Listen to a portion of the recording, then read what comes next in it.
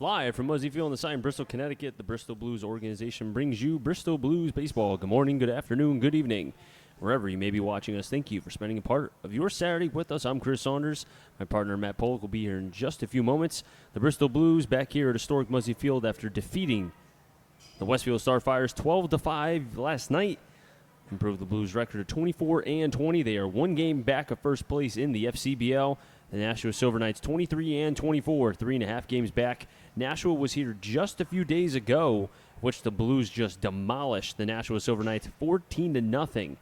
And that was a game of which Cameron Van Herbeck went one inning before being injured, hurt his back. He is no longer with the team. But a reliever, Tyler Boisvert, came in and was able to pitch 6 strong innings and had 6 Ks for his first win of the FCBL season. And coincidentally enough, it happened again. James Dudenis was supposed to start the game tonight, but about a half hour before game time, or rather first pitch, he is no longer starting this game. It's going to be the Lakeside, Connecticut product going to UConn in the fall, Garrett Coe. And Coe is a left-hander, has only pitched 4 innings during the entire FCBL season. Both him and Marrero, another UConn product, have only been here a couple times per week, for the last couple weeks because of their commitment to UConn, and they have to go to summer classes, summer classes exactly, so they have not been here more than a couple times a week. Currently right now, P.J. Neverett and Nick Riscotti of the Bristol Blues and P.J. Neverett of the Nashua Silver Knights on their respective sides. Riscotti on the right-handed hitters, batter's box side, and P.J. Neverett on the left-handed hitters, batter's box side. You have the field umpire and home plate umpire going over the ground rules before first pitch right here between the Nashua Silver Knights and the Bristol Blues. Both teams really kind of competing right now in terms of placement in the FCBL, except for the Starfires, who probably in another game or two could be eliminated from the FCBL tournament. There could be a lot of jumbling going on between the 1 and the 6 spots in terms of the FCBL standings. The 1s and the 2s get a bye. The 3 and the 4s will have a home game, but it'll be a one-game playoff where the 3 would play the 6 and the 4 would play the 5, and then the winner of those games would be determined on playing the 1s and the 2 seeds. Now, the games will be played on the 6th, and the season has to end by the 13th because these players have to go back to their respective colleges. We've already seen a couple players go back because of rest per assignment from the head coaches. We saw JT Mounts from the Bristol Blues. He was told by Holiday, the coach of Oklahoma State, hey, you know what? You have to go back home. We want you to be able to rest up and be ready to go, to be able to set off and be able to compete when the fall practice start. So these games have to be able to be concluded, and there's some interesting weather that will happen on Wednesday and Thursday, and that's which the Blues have games. Each game is important. The Blues have 9 or 10 games in the next 9 days, weather permitting.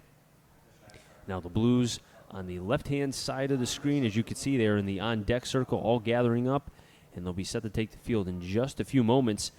As I said, though, looking at this Nashua lineup, there are a couple players that are in the lineup that were not the last time that the Silver Knights were here at historic Muzzy Field. Dylan Jones is in the lineup. Ben Irvine is also in the lineup, as well as Luis Atiles. So a couple changes here. You could say maybe a little bit better of a lineup, maybe the A lineup compared to what was here before, maybe the B plus lineup. But either way, this is going to be a tough game for the Blues just in terms of first start for Garrett Coe, facing a better lineup. What kind of nerves will he have? We said the same thing about Tyler Boisvert, and he went 6 strong innings. But we'll find out what Garrett Coe has here at historic Muzzy Field in just a few moments. When we come back, lineup and first pitch right here from Muzzy Field.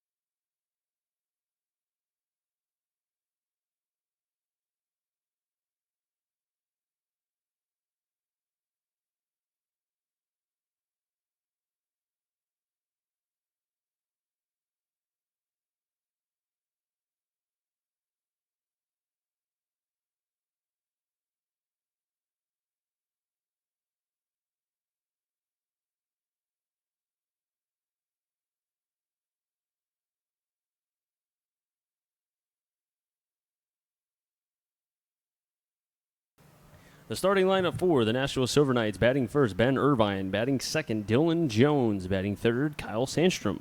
In the fourth spot, Jack Aaron; batting fifth, Mike LaRocca. In the sixth spot, Noah Lucier; batting seventh, Luis Atilis; batting eighth, Liam Deegan; and batting ninth throughout the order, Connor Blandini. And the defense for the Bristol Blues: left, center, right, Beal, White, Orzechowski in the infield. Reynolds at first, Roth at second, Maves at short, Dwayne at third. Behind the plate, Jordan Lasky. And on the bump will be the left-hander, Garrett Coe. Wearing number 28, having an 0-0 record, a 2.25 ERA, 4 innings pitched, 1 run, 1 hit, 3 Ks to 5 walks. And as I said, Lakeside, Connecticut is where he resides. And the left-hander, Garrett Coe, as I said, getting his first FCBL start of the 2019 season in the place of James Judenis, who was scratched about 45 minutes before first pitch. And the warm-up tosses are done for Garrett Coe as the leadoff hitter, Ben Irvine, the first one up, batting from the left side, wearing number 8. Irvine with a .264 average, 4 extra base hits, and 15 RBIs. Saying hello as he taps both Lasky and the home plate umpire with the bottom part of the bat. Coe working from the third base side of the rubber in an open position. He's ready. Irvine's ready. Here we go. First pitch, high for a ball. We're underway. Also like to bring out my partner, Matt Polick, who's pleasure to be able to join us here today. How you doing, Chris? Not too bad. Naugatuck with a 2-0 win. They win their first game in the Elite Eight for the Super Regional of the 19 up? 19U. For Legion, 19U. 2-0. And for a strikeout after the plate, 2-1.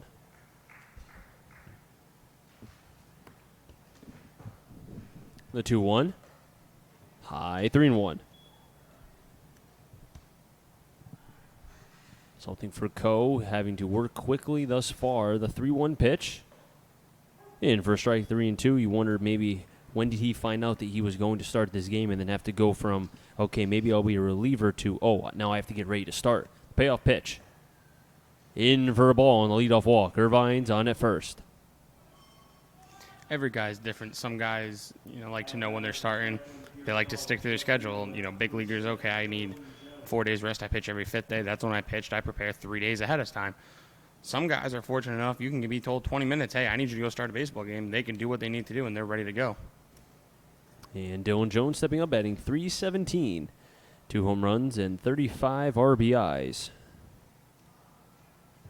Leads the team in RBIs with 35. First pitch to Jones. Out after the plate. 0-1. Jones is first in the FCBL in RBIs and also 8th in runs. Jones from the right side goes to Franklin Pierce. The 0-1. Off the end of the bat, hit the home plate, 0-2. On deck is Kyle Sandstrom, and then on double deck, Jack Aaron. Chris Saunders alongside Matt Polick, Jack O'Donnell manning the controls, and Connor on the field camera. And a beautiful Saturday afternoon, or late afternoon. It's about 7:09 here in Bristol, Connecticut. Throw back to first. Looks like that fooled Reynolds and Irvine. Yeah, as a former first baseman, I would hate when a lefty even fooled me. My own pitcher would fool me, and it's like, okay, there's the ball. The 0-2.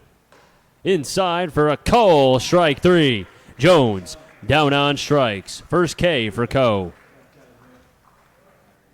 And that's a very important batter for Coe to be able to get out because of the dangerous Dylan Jones, and then behind of Kyle Sandstrom.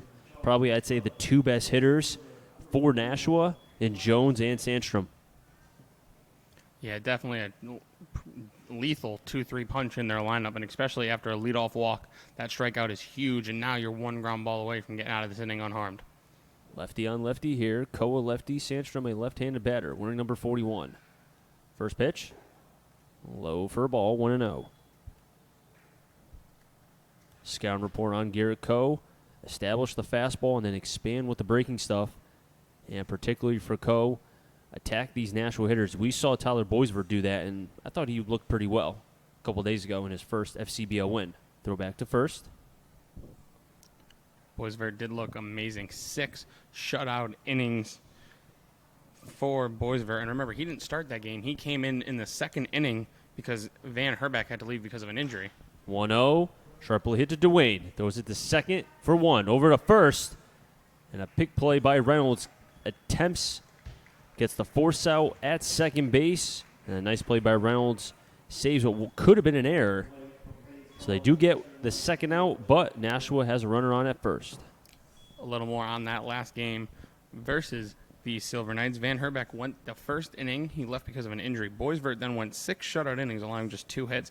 Peyton Stevens got the final 6 outs, all via the strikeout, the final 2 innings. And the Blues won that game 14-0.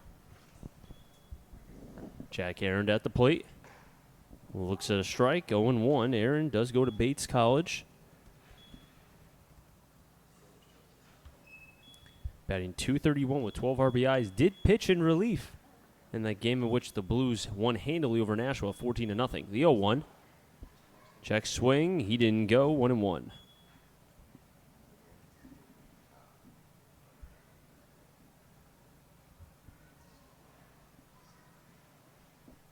Coe comes to the set near high at the chest. Staring down the runner at first.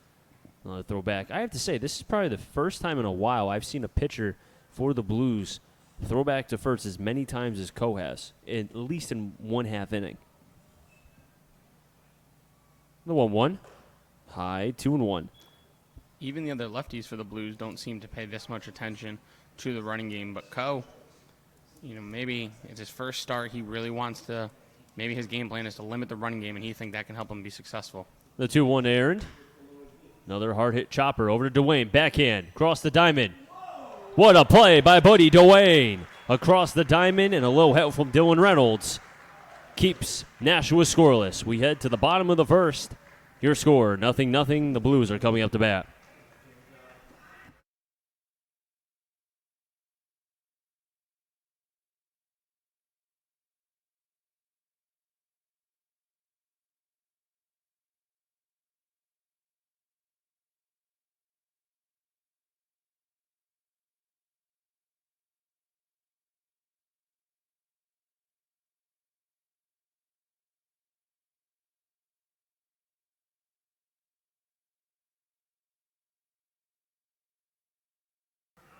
Nice play from Buddy Dwayne. Keeps the score 0-0 as we're in the bottom of the first.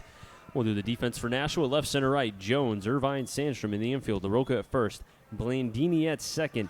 Attiles at short. Lucier at third. Behind the plate, Aaron. And on the mound, Nolan Collins. The lineup for the Bristol Blues this evening, leading off center fielder Austin White. Behind him, the left fielder Christian Beal. Batting third, getting a quote-unquote half day off, is Brandon Miller. He'll DH. Buddy Dwayne, the cleanup hitter, is playing third. Kyle Maves, the shortstop, bats fifth. Behind him, Dylan Reynolds, the first baseman. Jordan Lasky catching tonight, batting seventh. Danny Roth plays second, bats eighth. And running out the Blues order, playing right field, is John Orzechowski. One name I did mention at the top of that lineup, Austin White. He was not in the lineup the previous home game against these Silver Knights because the previous game before that, he had fouled the ball off the top of his foot, looked painful at the time. He looked fine during the game that he sat out in the dugout, retrieve foul balls. He had some fun on the bench. And like we mentioned earlier, the Blues won that game 14-0. And we even heard him make a joke one time. He said, wow, Blues are pretty good without me. But I think we could both agree that the Blues are a better team when he is at the top of their lineup, hitting well over 300. You could pencil in a 3-2 count every time he steps into the box. He's going to make the pitcher work, and he is just a pesky batter. And then he could steal bases, atop the FCBL in stolen bases, along with his teammate Brandon Miller. So Austin White can do it all, and he's a big piece to get back into this Blues lineup. And this Blues team is going to need him as well as, what's left of the Blues roster with everyone. It seems like day by day we're hearing about somebody with an injury. They're only one game out of first place with all of who they've lost. Jack Moore, Arjun Thakkar, JT Mounts, Upton. I mean, we can go on and on. Nowak, Nyman, all the players that have been lost because of injury. Pitch count, Ryan Locke was another. Cam Van Herbeck was another. But they've been able to stay within this game, in this season, I should say, to the point now where you can make a case that because of the help of Ronnie Palmer, who's the manager for the Bristol Blues, the next man up mentality, he's preached that since the beginning of the season. And I think that's kind of festered throughout the rest of this club. And you saw that even with Austin White down. Orzechowski had a couple of nice at-bats, made a couple nice plays as well. you know, at the end of the day, a player's not playing, you know what? Then you have to step up, who's ever taking his place. Nolan Collins, a right-handed batter from Bates. Faces White, he pulls the bunt. It's a good one. Bermuda triangle, throw to first, not in time. A leadoff bunt single for Austin White. Well, erase that 3-2 count. He wasn't waiting for that one. First pitch, laying down the bunt, getting on base, and now Collins has to watch that speedy White at first base. And Chris, really quick, you talked about all these injuries. They're kind of copying the, April, May 2019 Yankees. Win, get hurt, repeat. Batting next is Christian Beal, who is facing his Bates teammate, Nolan Collins. Beal batting .291. Collins 1-1 with a 7.07 ERA, has started 3 games in all 3 appearances, 14 innings, 11 runs, 23 hits, 10 Ks to 5 walks. So, scouting report, pitch to contact, will not strike out a lot of batters. Throw back to first. And it looks like on the throw, Collins kind of slipped a little bit as he was going towards first base on the throw. Collins, a 6'1" senior, 180, as I said, does go to Bates. His previous start, July 19th, against the Starfires. Went 5 innings, gave up 2 runs, 8 hits, and had 6 Ks. Fires into strike, 0-1. Christian Beal, last time he was at Muzzy Field, hit a line drive home run to left field for his first of the season. And then as he crossed home plate, throw back to first, he gave a little bit of a flex to Kyle Maves, maybe showing him his guns. As we know, Kyle Maves is a well-built young man going to Quinnipiac. Little contest for who's the most in-shape Bristol Blue, apparently. The 0-1. And the dirt, pop up by Aaron, 1-1. Actually, if you think about it right now, you have a Bates, and Bates connection. Collins, Bates. Aaron, Bates. Beal, Bates. That happened last game with another college. It was URI pitching, URI, yep. URI hitting, URI center fielder that made the F8 catch. Yep, the 1-1. White stays, hard shot over the second. Blandini to Atiles, on to first, double play. 4-6-3. And just like that, 2 down. Nice turn from Blandini to Atiles.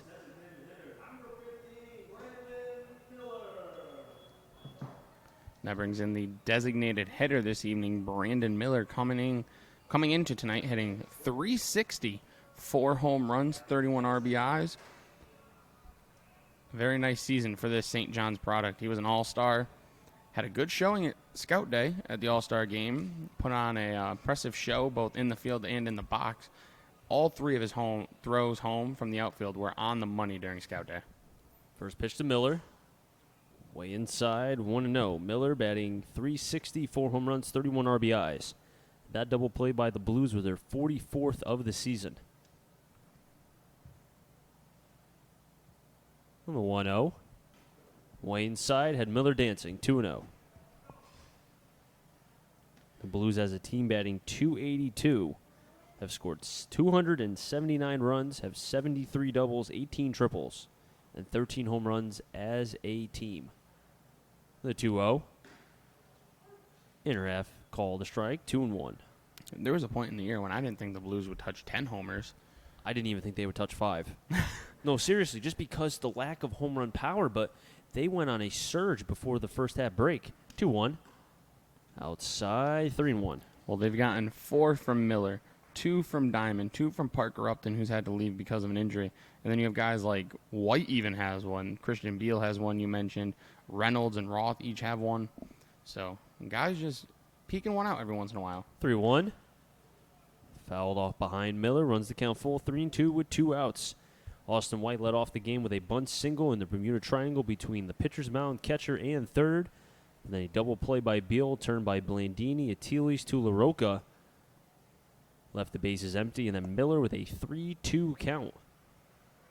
Blues with 1 hit, as I said, the Austin White bunt single, but the double play raised that. Collins sets, fires. Broken bat over to first. LaRocca will field it, tag first, and the side will be retired. Score that a 1 unassisted in the book. So because of the double play, no runs, 1 hit, no errors, and nobody left on base. We at the top of the second, we'll have 5, 6, 7, LaRocca, Lucier, and Atiles when we come back.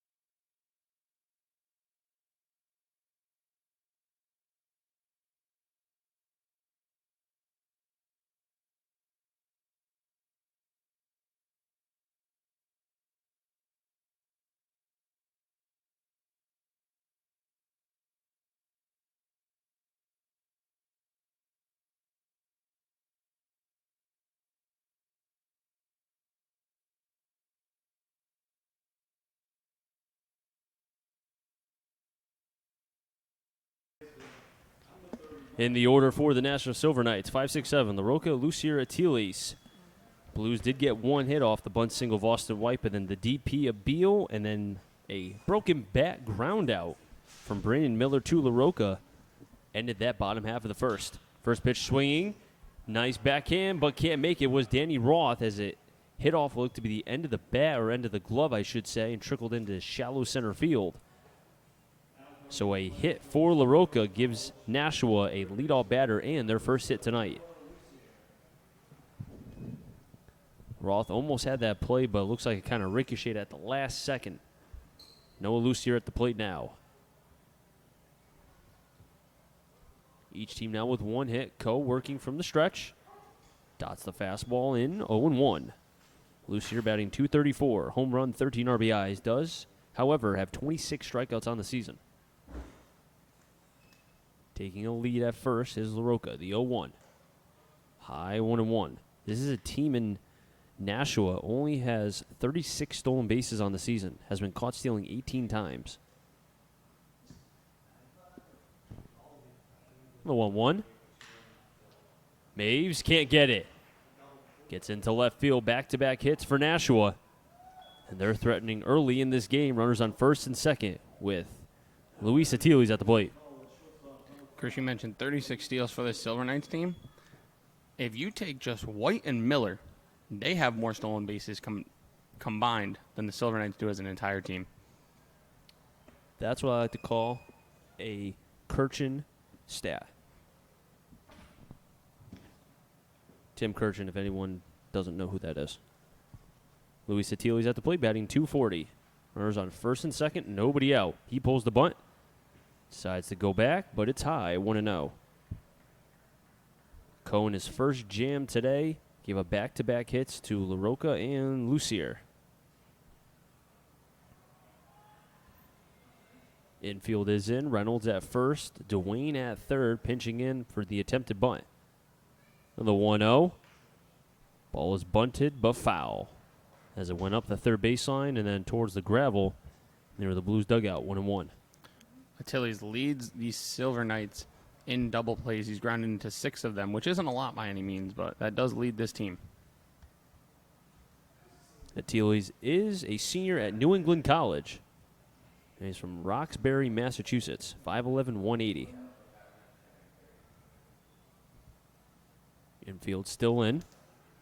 Cole staring down the runner at second. The 1-1. Atiles is bunting. It's a good one. Right back to Coe. He'll go to third. They get the out over to first. Safe. So for a second, it looked like it was going to be a good bunt, but the ball had a little bit too much oomph on it, so Coe was able to get the leadoff runner. LaRocca will be out. Lucier will be at second, and Atiles will be on first. So practically a switching of places, per se. Well, you know what helped there? Coe being a lefty, he was able to field that with the glove hand and a quick transfer into the throwing hand. Nice, easy throw onto third base. He was already positioned, lined up for it while he was fielding the bunt. Nice and easy to get the easy out of third. Coe still stealing runners on first and second. Fires in an inner half of the plate strike. 0-1 on Deegan. Deegan does have a home run, 6 RBIs, batting .200.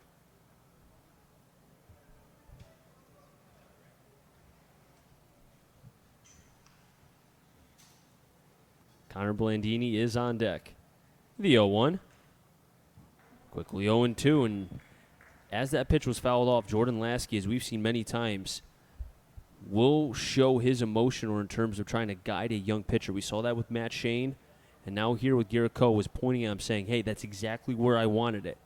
So Lasky having to work with the young left-hander Garrett Coe going to UConn in the fall. Coe along with Marrero, the 2 prize players going to UConn. The 0-2. That's a good pitch by Coe, just missed 1-2. Some scores from around the FCBL. Brockton and Pittsfield tied at 3. That's bottom 5. Worcester leads Westfield 2-1. That's in the bottom of the third. A couple pretty good games, I would say, in the FCBL. A lot on the line, especially. Every game matters, as the final games will be played on August 4th. The 1-2. Right back to Coe. Can they turn 2? There's 1. On to first. Double play. Nashua turns the double play. The Blues want to turn 1 as well. 1, 4, 3, double play. Nice job by Garrett Coe. Escaped out of trouble, and now the Blues will have an opportunity to bat.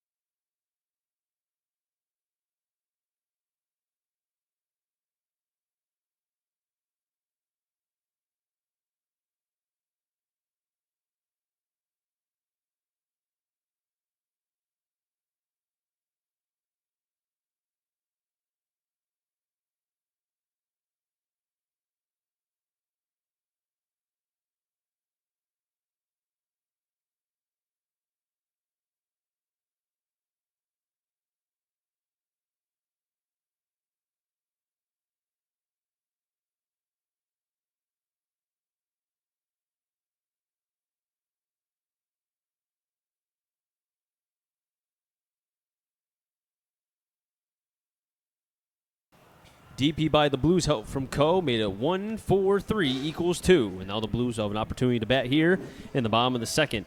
Dwayne, Maves, and Reynolds made them get on Jordan Lasky. And Matt, you saw something interesting with that hit potentially. Coe may have saved himself out of what could have been a big-time jam. Yeah, that ball might have sounded great off the bat, but wasn't hit all that hard. If that gets by Coe, chances are Maves is the best one at making that play, and chances are you're not going to get Achilles going to second. You'd have to get Deegan at first, and then you're looking at second and third, 2 outs, and a pass ball gives up a run, or a bloop hit gives up a run. First pitch to Dwayne. Big hat comes up empty, 0-1. But because Coe was able to field his position, make a throw to second in time, they were able to turn 2 and get out of it. And if it hit off Coe's glove, that would have been even worse, because then you're looking at bases loaded, 1 out. But Coe, fielding his position, very important for pitchers to do. If you're a young pitcher, make sure you can field your position as well as pitch. Now Dwayne looks like he had to step out of the batter's box. Maybe he would have had a bug in his eye, maybe sweat, probably both. As it looks now to be, he will step into the batter's box. That, as a hitter, if you can't see, that's not a good sign. Well, especially, it's always hard, too, when you have batting gloves on, you're touching your eye. There's probably dirt or sand or pine tar in your batting gloves. Like, all in all, you could be making the situation worse. The 0-1.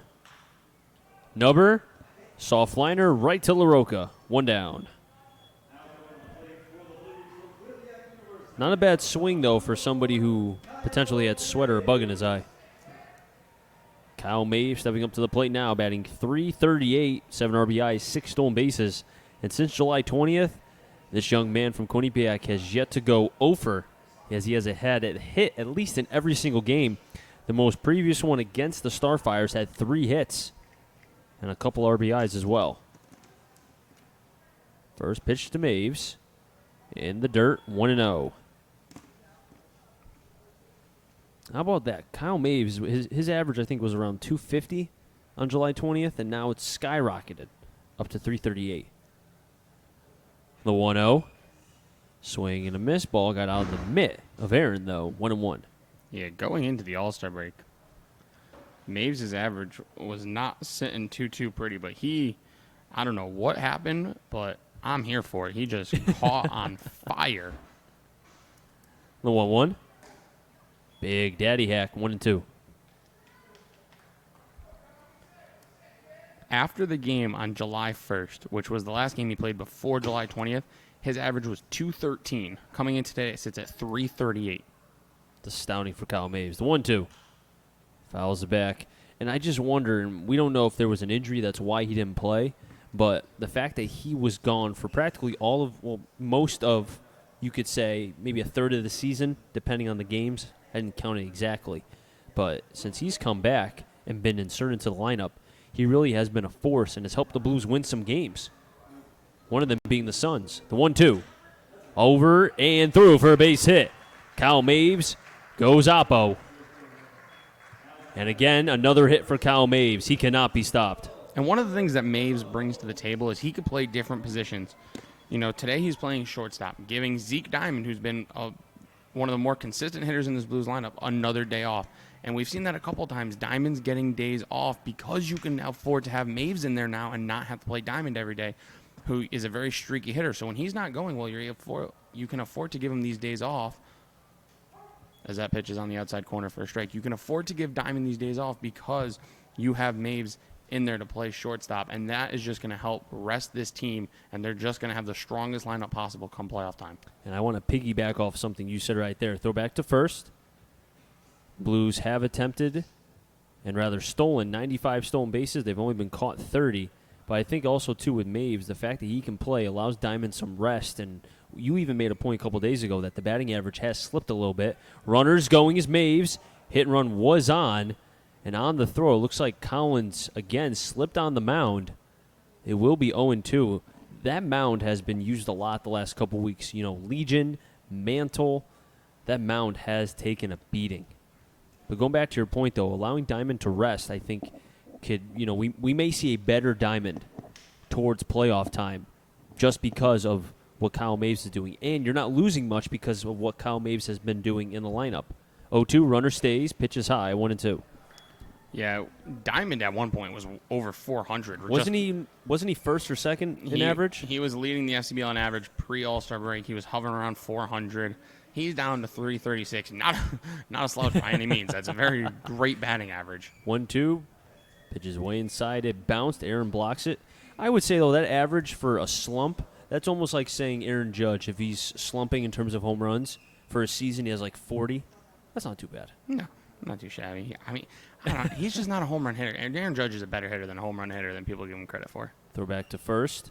Yankees, again, as we mentioned, losing against the Red Sox. Looks like it'll be 3 in a row, as that lead will be shrunken down to 8 once that game becomes official. Not in the loss column. The 2-2, Maves is going, pitches outside, throw to second. Not in time. Maves with a stolen base. And what a good jump from the Quinnipiac product. And now the count will be 3-2 on Reynolds. And the Blues will have a runner in scoring position. That was a pitch outside to an Aaron. Had a good attempt. Momentum was going that way, but could not catch Maves. And what you're saying, Matt? Can't teach speed? He can't teach speed. Now, see, I'm hoping Casey Bass can steal a base, because then it would really be funny. The lumberjack from Wisconsin Stout. The 3-2 to Reynolds. Towards the right side, bobbled by Blandini, regroups over to first, bounces it and can't get it. An error by Nashua. Blues have runners on the corners. First and third. 1 out. Good job by Reynolds. That's why you always run hard, kids. Good 90 by Reynolds, getting there on the E4 by Blandini. And now all of a sudden, runners on the corners, 1 out, sack fly, do your job, Jordan Lasky. You got to run in the lead for your pitcher, Garrett Coe. And that's what you will see from this Blues team. They will hustle. They have guys who will go 90. It doesn't matter what the inning, what the score is. Reynolds and White, Beal, Miller, all of them. They will hustle. A note on Diamond's batting average. Still good for 6th in the FCBL at 336. Not too shabby. Not too shabby at all. Jordan Lasky at the plate, batting .220. Runners stay. Pitch hits the outside corner for a strike, 0-1. Lasky with 6 RBIs, 3 doubles. Lasky has been known coming up with runners in scoring position, particularly the North Shore game. I know I always bring that up, but that was a big-time game for Lasky.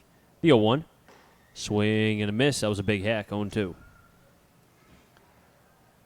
That was a big hack.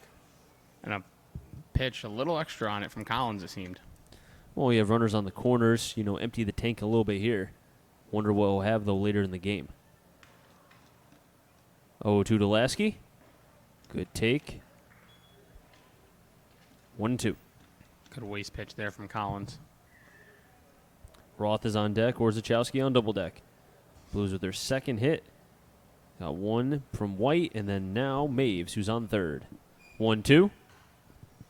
Off the inner half of the bat. Count will remain 1-2. Lasky from goes to URI.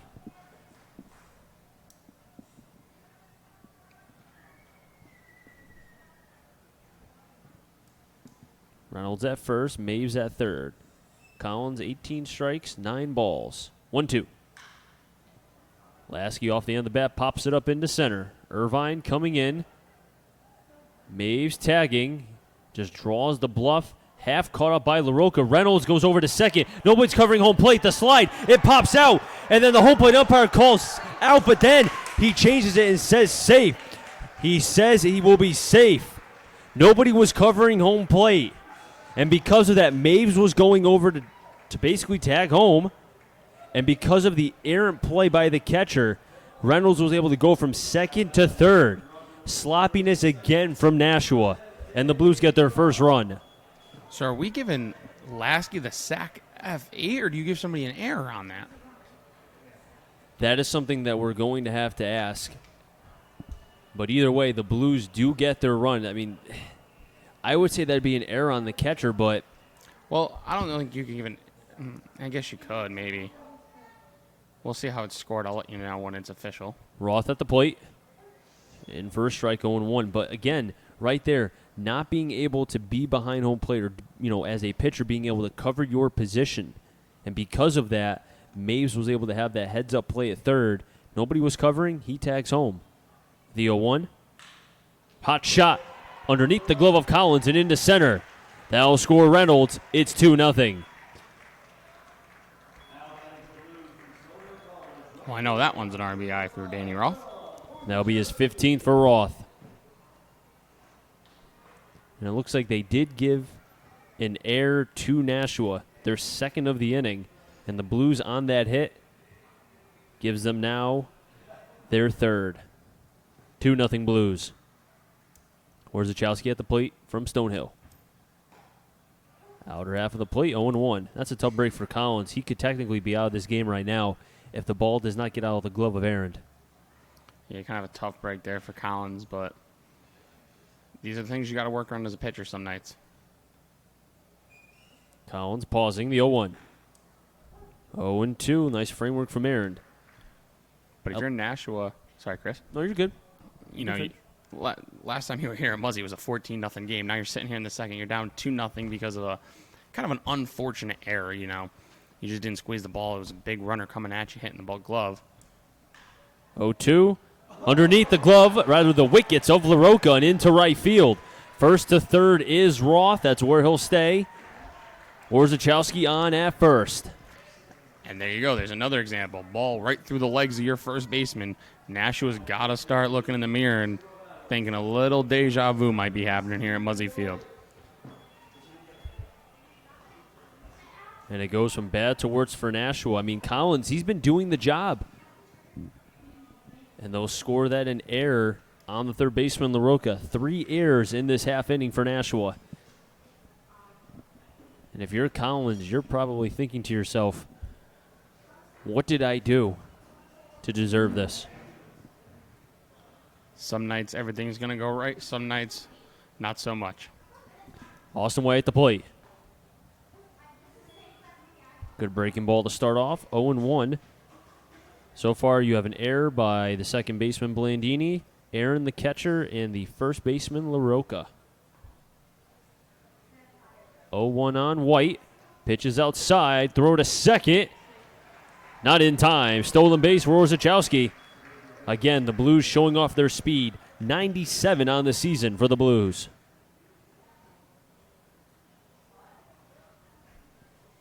And a 1-1 count on Austin White.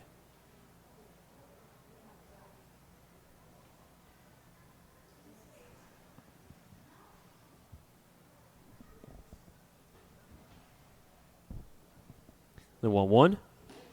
Way inside. Aaron had to reach over to his arm side to be able to get that one. 2-1. I like the delivery, though, from Collins. He seems very compact. Doesn't really kind of waste any motion. And, as we've said, 3 errors. That won't help anybody, no matter how good the team is. Second and third. 2 outs. Another pitch way inside to White. 3-1. Christian Beal at the plate. And imagine that. If White could find a way to get on and Beal would come up with the bases loaded going against his current teammate, I smell bragging rights. That's all the fun in the FCBL. You get some bragging rights when you can do well against your collegiate teammates. 3-1 to White. Low for a ball.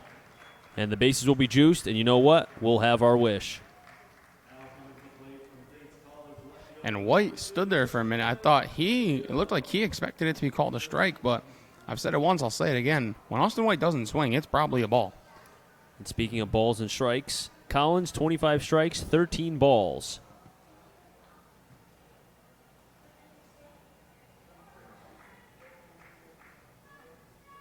Christian Beal ground out to a double play, his last at-bat. Blandini, Attiles to LaRocca. Takes a breaking ball outside. First strike. Doesn't like the call.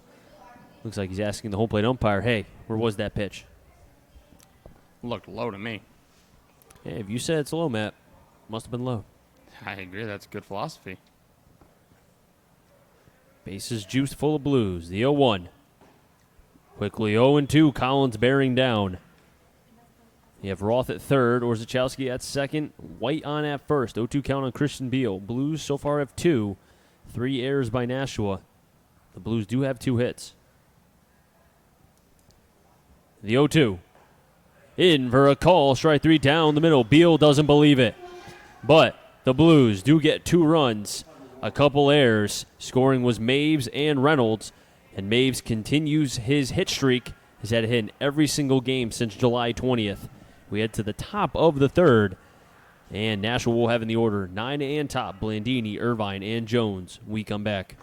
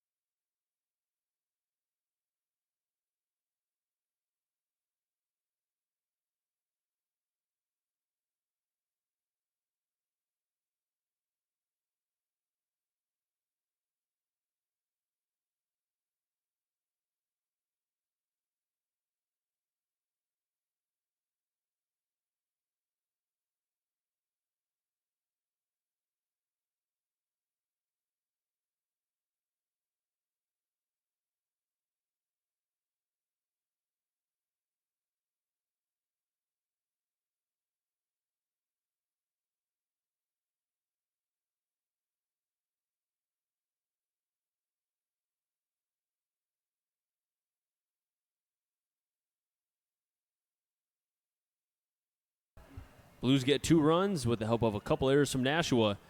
And now the Silver Knights will have to try to be able to fight back and at least claw and get 1, if not more. 9th and top, Blandini, Irvine, and Jones. Made them get on Kyle Sandstrom. Garrett Coe, who's on the mound for his 3rd inning of work, wasn't supposed to start this game as James Judenis was supposed to be the starter, but he was scratched about 45 minutes before game time. As we saw a couple days ago when Nashua was here, only 1 inning from Van Herbeck. And then we saw Boisvert come in. He got his first FCBL win. Coe has a 2-0 lead, but needs the shutdown inning. First pitch swing was Blandini. Over to second. Roth, Fields, 1 down. And a good start for Coe.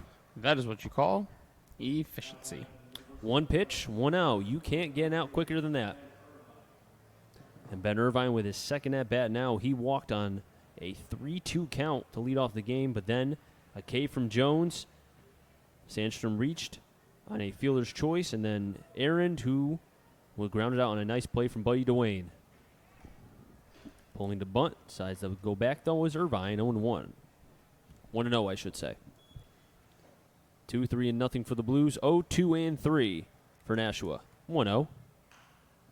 Fouls it back, 1-1. I can almost guarantee you Nashua would love to switch the 3 errors to 3 runs. Especially after I mentioned, last time at Muzzy, 14-0. You're already down in this one early. You got to find a way to put together some offense. Pitch is high, 2-1. And that was the Nashua team that only committed 2 errors. That was a game of walks. Yeah, a lot of walks. Pitching staff just struggled to find the zone from pitch 1 to the final one. 3-1. I know, Matt, you have a couple of score updates in Major League Baseball. Yeah, a couple day games going on after this pitch. A 3-1. Off the end of the bat, it's a dying Quill. Maves, ranging, makes the play. Maves can do it all. 2 down.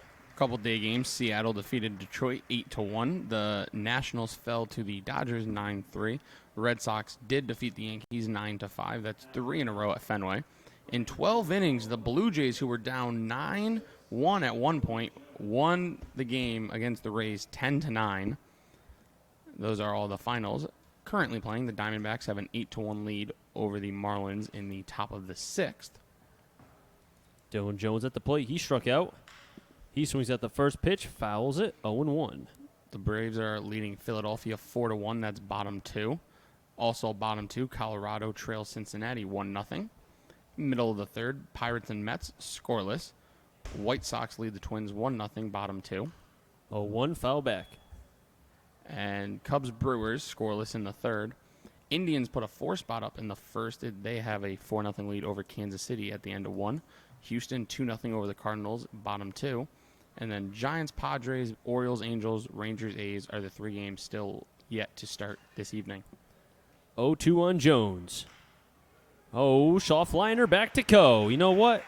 He could do it himself, gets the final out. We'll keep it right here, though, as Coe has a 1-2-3 inning. His first one tonight against the Nashua Silver Knights. No runs, no hits, no errors, and nobody left on base. The Blues will have in the order 3, 4, 5. Miller, Dwayne, and Mays. Made them get on Reynolds. Now, we've seen from Coe so far, 22 strikes, 13 balls, being very pitch efficient. And I think the biggest thing for Coe was he got out of that first inning without giving up any runs. And we know, I mean, we've talked many times about major, minor leagues. It doesn't matter. That first inning for Coe was a situation where there was at least a runner on base. And, you know, we've seen early in the season from the Blues that they, you know, something would implode. They would give up a run, 2 runs, something of that ilk. But I think Coe keeping it at a nothing score, 0, allowed the offense to be able to go about as they did, maybe not scoring in that half inning, but I think gave him confidence. Well, I think there's 2 key points so far for Coe. One, that first inning you mentioned. It's been huge. We've seen Blues pitchers walk the leadoff man in the first, such as Coe did. He was able to get out of it. They don't get out of it, and then the Blues are already in a hole, and it's kind of deflating. The second thing is that 3rd inning, the top of the 3rd. The Blues got you 2 runs. The Nashua Silver Knights committed 3 errors in the bottom of the 2nd. That I don't know the exact number, but it was under 10 pitches that it took him to get out of that 3rd inning. You did not give Collins any time to rest on that bench. He sat down as soon as it was time to get up. Now he's got to come back out to the mound and find a way to get outs here in this 3rd inning. And the Blues offense, hitting is contagious. They had a good inning last inning. They look to carry that on here in the bottom of the 3rd. And Miller, who was out in a 3 unassisted. As I said, 1 unassisted. His last at bat, I meant to say 3. Pitches low, 1-0. Coe doing his job, had the scoreless inning, keeping Nashua at bay. The 1-0. Softly hit. That'll stay in infield. Achilles, nice dive, makes the play. 1 down.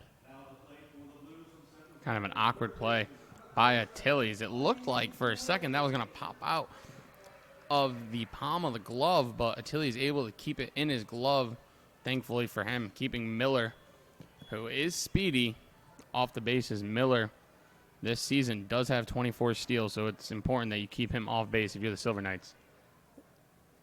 Buddy Dwayne at the plate. Breaking ball, 0-1. I have to admit, Collins throwing strikes. 28 strikes, 14 balls. You know, the score doesn't dictate what he has been doing so far here today. The 0-1. Chopper over to 3rd. Lucier taps the glove, across the diamond, 2 down. And his defense has not helped him. We mentioned the 3 errors. Kind of an unfortunate first one with the catcher losing the ball when Maves came home. Is now Aaron, the catcher, and Maves will exchange some words maybe about that particular incident when Aaron dropped the ball when Maves came in to score in the bottom half of the 2nd, and then a routine ground ball right under the glove of LaRocca at first, and then an E4 on Blandini. So defense has not helped Collins. Collins drops in a strike, 0-1. Collins has been throwing nothing but strikes. I think every batter has been at least strike 1. I know we can't figure that out. Shame on us for not paying attention and dotting it down. But he's been throwing strikes here today, 1-1. Collins does go to Bates. He's from California. He's 6'1", senior, 180. His previous start did have 6 strikeouts against the Starfires in a 5-inning 2-run run. Did give up 8 hits. The 1-1. Maves fouls it back. 1-2. Maves did hit a single through the 5-5 hole into left field. Give him now another hit, and the average skyrockets. He stole second and then came around to score on the first Blues run on a weird play when he hit the ball out of the mitt of Aaron, the catcher. 1-2. Maves didn't check his swing. And Collins with his second K in his first 1-2-3 inning here tonight. Maves can't believe it. No runs, no hits, no errors, and because of the K, nobody left on base. Top of the 4th we go here at historic Muzzy Field. 3, 4, 5. Sandstrom, Aaron, and LaRocca when we come back.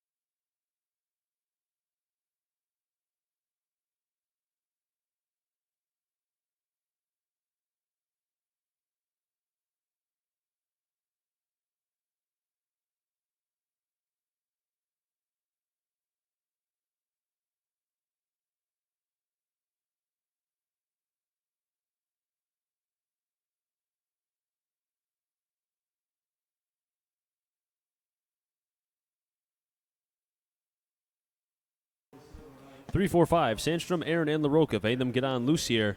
A 1-2-3 inning for Nolan Collins, the product of Bates College. His first one tonight, and Garrett Coe on the mound for his 4th inning of work. Through 3 innings, 22 strikes to 13 balls. As Sandstrom reached on a fielder's choice back in the 1st. Lefty on lefty. And a good start for Coe. Gets ahead early here in the 4th. Only 2 hits for Nashua. Both came in the 2nd. 0-1. Must have been high. 1-1.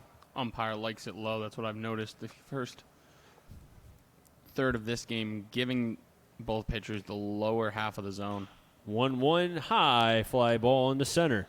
Alex White will make the catch. 1 down. He catches everything. Austin White, I should say, not Alex White. Austin White. Why did I say Alex White? What is going on? In between half innings when we were all there, I give Chris this lecture about how messy my book is tonight. I've written, like, boxes instead of L. Like, I'm struggling in my scorebook tonight. And then Chris comes out with Alex White. Who's Alex? Oh, you know who Alex White is? Tell me. It's a prospect. That's what it is. Pitches high, 1-0. Because I saw a trade that happened today between the Royals and the A's. Jake Diekman was traded from the Royals to the A's for 2 prospects. The 1-0. High gets off the glove of Lasky. No harm. 2-0. But if we're in the Atlantic League, Aaron could go to first if he wants. But he'll probably get thrown out. I've learned that the 2 keys to Chris's heart. 2-0. In for a strikeout or half the plate. 2-1. Are prospects and the NESCAC. Oh, 100%. 100%. The 2-1. Framed by Lasky, but it was high, 3-1. Well, because we're not even a week away. We're a couple days away from the trade deadline. Yeah, Brian Cashman hasn't done anything. Well, I saw something today with Noah Syndergaard and Stroman. I want Stroman. The 3-1. High fly ball. This could stay.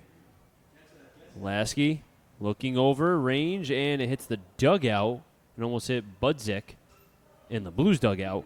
It'll be 3-2. Coach Rascotti was a little nervous there. He moved closer to the ball than where he was originally standing. And nobody helped him or told him anything. Nobody said anything. It was as quiet as could be. Fend for yourself in there, I guess. You know what? Every man for himself, just like you said. It's like when the ball hit the light pole. 4 straight retired for Coe. 3-2. And in the streak. Aaron walks, and that was a curveball that looks like slipped out of the hand of Coe. So the 4 straight retire ends for Coe. And that's his second walk tonight. Mike LaRocca at the plate. LaRocca singled to lead off the second inning.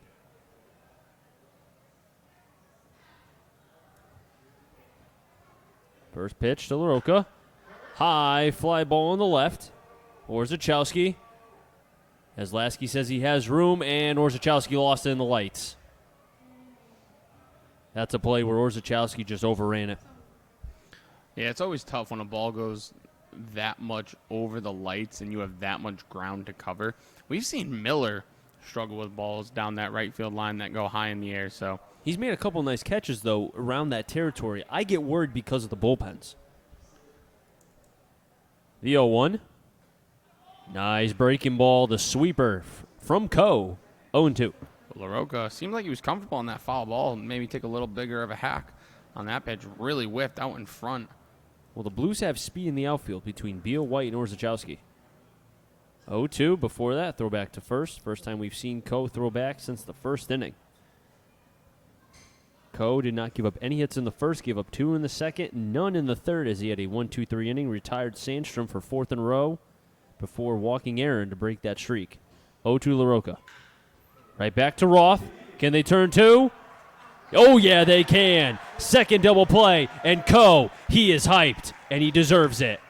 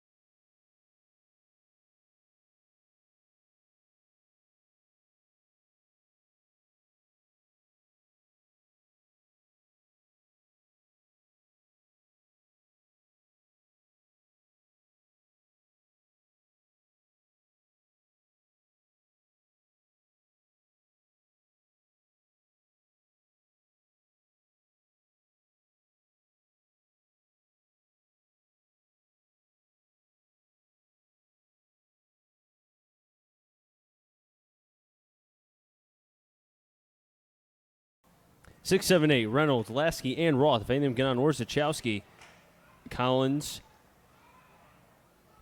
back on the mound now for another inning of work here in the bottom of the 4th. Pitch outside. 1-0. I'd like to give a shout out to Phyllis, who is watching the Blues right here on the Bristol Blues YouTube channel. Thank you for being able to spend some time here. Reynolds drives that one into right. Going back is Sandstrom, still back. Hits off the top of the wall. Reynolds hustling down to second, and he'll get there standing with a lead-off double. Reynolds rocketed that one into right. Nice job by Dylan Reynolds. First pitch, Collins missing outside, and I've said it. Pitchers who don't throw overwhelming fastballs tend to work east to west. So Reynolds, a smart hitter at the plate, left-handed batter, first pitch outside, figured Collins was going to attack inside, sat on it, turned on it, drove it into right center field, double off the base of the wall, and the Blues are in business here in the 4th. Matt, that was great analysis. Thank you. I appreciate that. I can't tell that was really good. Honestly, that was really good. Thank you. Now, what's the pitcher thinking right now? he's thinking he's got to figure a way to strike guys out because his defense hasn't helped him when they was- put the ball in play. I was just about to say that. Lasky at the plate. Called strike, 0-1. But to credit to you, in your pitcher scouting report, he is a pitch to contact guy.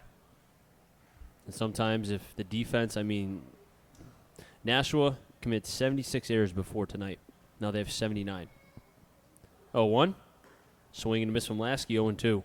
And they're amongst the middle of the pack defensively. The Starfires are by far the worst team defensively. But how about the Blues, though? They're, I think, in second. Mind you, when they were 5-10 during their early stretch, they were in last place defensively. Second to last, actually. I couldn't watch them play deep. It was atrocious. It hurt me to watch them try to make routine plays in the field. It was atrocious. But now they found their positions. And you know what? It's not a coincidence that Buddy Dwayne and some other players being here helped. 0-2 to Lasky. High and in. 1-2. Not only that, you had some great defenders, but, I joke about how bad the defense was at the beginning of the year, which it was. But, sometimes it does take some time to learn some new hops at a new field.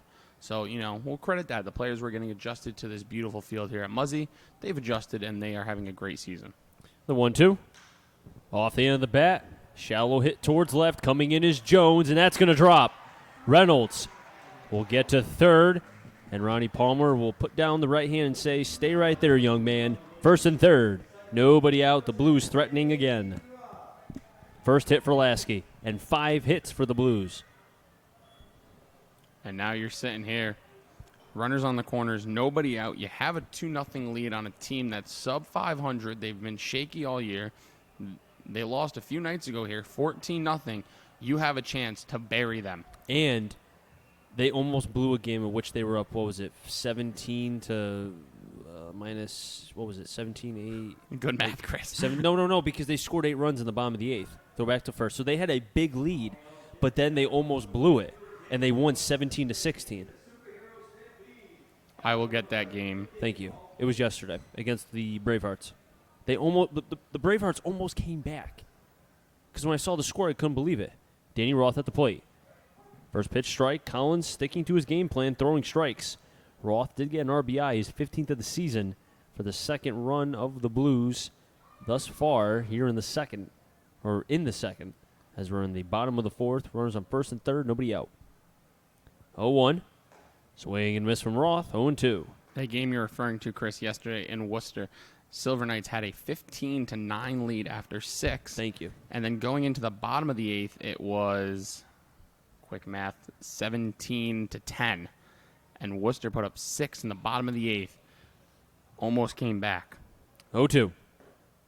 Inside 1-2. So I wonder what's the pitching depth for this Nashua team. Not only that, but what is their mindset? Yes, you win that game, but the mindset could still be on a negative point. You were up 17-10, you were feeling great, and then it's like, wow, we actually almost blew that game. And it's not, okay, we won that game. It's, we almost blew that game. Context matters, and negative context could be very deflating. Baseball is a big mental game, and they got to get back on track here. 2-2. Roth pops it up behind the press box. No harm. Count will be 2-2. Back-to-back hits from Reynolds, a double from Reynolds, and then a single from Lasky in the shallow left field has Blues on the corners. First and third, nobody out.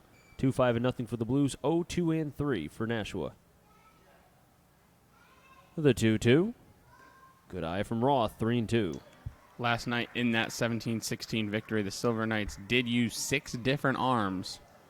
So, to your point, Chris, how deep is the pitching staff tonight? And the pitch counts we didn't even get to be able to see, too. 3-2. Swing and a miss.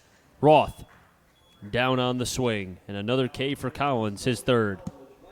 Roth went chasing there on a 3-2 high cheddar fastball. Good job by Collins. As we kind of jokingly, but in a way seriously said, he's got to find a way to get strikeouts. His defense is not helping him when he's getting routine plays into the field. And then you talk about that blooper hit by Jordan Lasky. That's not an error, it's a hit, but just unlucky. He didn't hit it hard.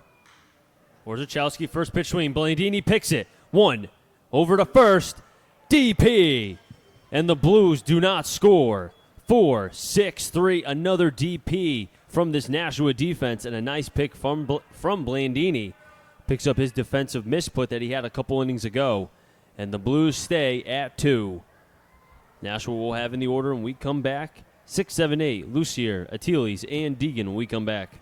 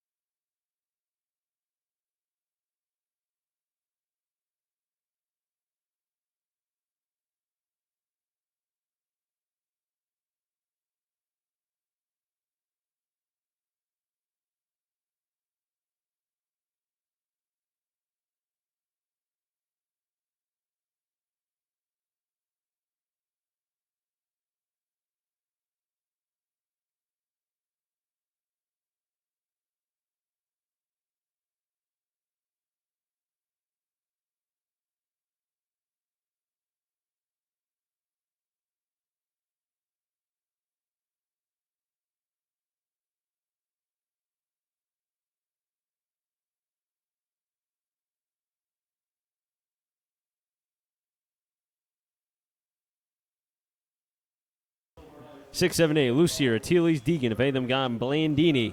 Garrett Coe on the bump. 5th inning of work here, and he's been working marvelously for the Blues.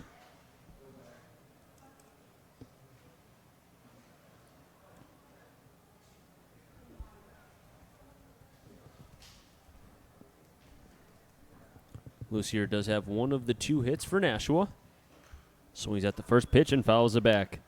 0-1. Coe been working quickly, working with confidence. He looks like he's feeling great out there on the mound. The 0-1. Chopper up the first baseline, but then trickles foul. 0-2 on Lucier. As we saw Lucier lead off the game back on the 24th of July. And that was a game of which he went, I think it was 1 for 3. 1 for walk. 3. Yep. He walked in the first and was caught stealing, trying to steal. 0-2. Swing and a miss. Coe with the K.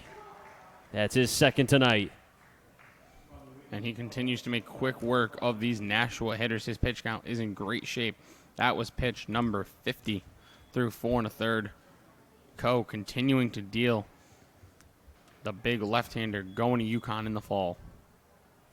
And the UConn just gets more and more talent. When you consider Marrero, who we've seen has a good arm, Coe, an imposing figure, fires in a strike, and I think the more he's pitched in this game, and the more confidence he gets, I mean, it's just festering on the mound for him, and you could tell. The 0-1. Off speed, 0-2, had Atiles way out in front. Good changer from the lefty. And I think it helps having Lasky behind the plate guide this imposing figure of a 6'6", 250. Could play left tackle for the Giants. I mean, that's not saying much. A lot of people can play left tackle for the Giants at this point, Giants franchise, but Well, I know they need a wide receiver. yes, They just lost 1 to PEDs and the other one towards ACL. Well, they should run like the Invincible. We looked that up. We've looked that up before. The Invincible movie about the Eagles holding an open tryout. I think the Giants should be doing that at wide receiver at this point. 0-2. And that's going to hit Atiles in the front knee. And Garrett Coe's even laughing at that.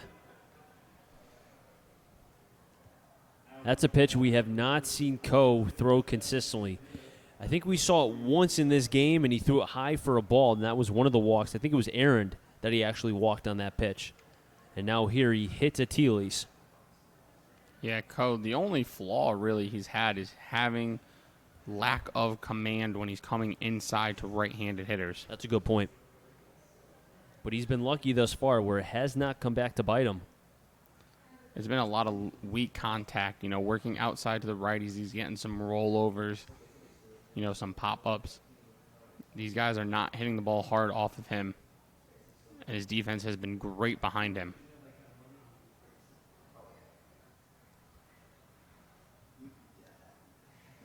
Coe working from the stretch. Fires into strike, 0-1.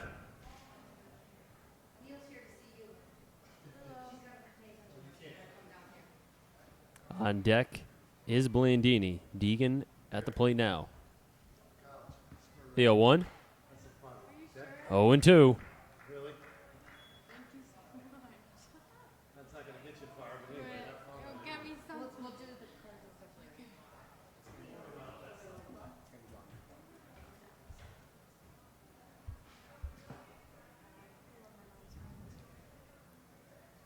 The 0-2. Hot shot over to short. Maves, backhand. They'll get the force out at second. Over to first. Scoop play by Reynolds, not in time. Maves ranging over to short. And I don't know exactly what happened, but they're saying an out. I don't know if they're maybe saying interference by Achilles. That's the only explanation. That could be that's the only explanation. Achilles that was on Achilles. Either way, the Blues. Yeah, and it is because he's talking to his third base coach now. Yep. So, and the Blues, just like that, Coe, we talked about the pitch count. He's pitching himself into a situation where he can go deep in this game. Misplays by Nashua, right there. The Blues do not give up a run. We head now to the bottom of the fifth. Blues will have in the order 1, 2, and 3. We come back.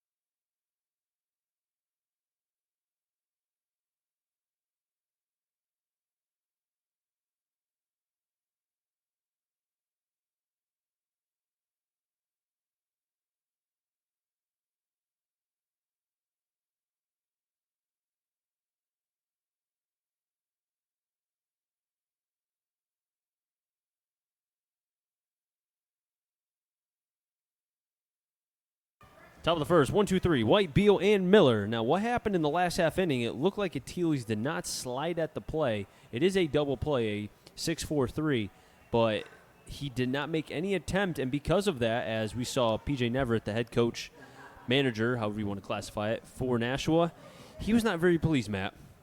Austin White's first pitch. Inside and in. 1-0.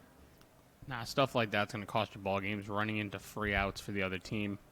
Especially when defensively you guys haven't been locked down, and then you're doing that on the base path. Just not a good combo, and it's going to shake a manager's day if you continue to make dumb mistakes like that, especially at this level.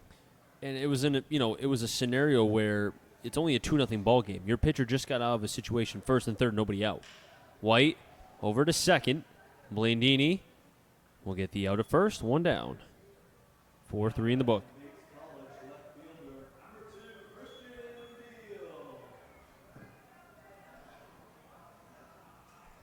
Christian Beal stepping up to the plate now, who struck out with the bases loaded back in the second. Beal 0 for 2 thus far, also grounded to a double play in the first. Chris Saunders, voice you here now. To my right, Matt Pollock, Jack O'Donnell manning the controls, Connor on the field camera. Call the strike on the outer half of the play, 0-1. As once again, this umpire showing that he likes the lower half of the zone. The 0-1. Beal checked his swing, and he didn't go, 1-1. Beal looks antsy at the plate to me. Today he does. He doesn't seem very comfortable up there. I agree with that. And I wonder maybe, too, he's trying a little too much because this is a teammate of his. But I could be completely wrong, but you never know. 1-1. Beal, high fly ball on the left, but it's a pop-up nonetheless. To Jones in left. 2 down. Yeah, we can speculate that it's because of the Bates matchup he has going on with Collins or whatever, but Buck Showalter a few years ago when he was still managing Baltimore put it perfectly. Numbers don't tell you what's going on in someone's life. Yeah, you could say, okay, this guy's red hot, but, something can happen in their life, and, it can That's a great comment. hurt them. That's a great quote. So if he, because I think it was benching somebody who was red hot, and he was like, numbers don't tell you what's going on with them. Like, I'm managing them. I know what's going on with them. So, we can speculate that, but we don't know for sure. Big daddy hack from Miller. This time holds on to the bat. Remember last time we saw that swing, one hand was on the bat, the other one was hitting his back. There was a knee on the ground. It was like an Adrian Beltre left-handed swing. Ooh, I like that comp. 0-1 to Miller. Inside, 1-1. Collins right now, 46 strikes, 23 balls. I have to admit, I get what the score is, and maybe Collins doesn't strike out a lot of batters, only 3 thus far, but the 1-1. 1-2. He throws strikes. And guys like this are a dying breed. Blighters who throw strikes do not rely so much on speed, but on pitchability and reading the swings. And he's been doing that for the Blues, or against the Blues, I should say. 1-2. There's the fight, and that was almost into the Blues dugout. As it looks about 4 or 5, now 6 Blues staring right at Miller. Well, we're here in the bottom of the 5th. Blues have the 2-0 lead. Both runs on Collins unearned. If his defense would tighten up a little bit, we have a scoreless game, and it's a pitcher's duel. 1-2 to Miller. Another broken bat. But dying up the first baseline, second broken bat for Miller. He tried to do it over the knee. He couldn't. Well, I don't want to see him get hurt. We need to make sure he's okay. You know what? If he was really tough, he'd go full, oh my God, why is it Bo Jackson and do it over his helmet. How many broken bats is that for Miller now?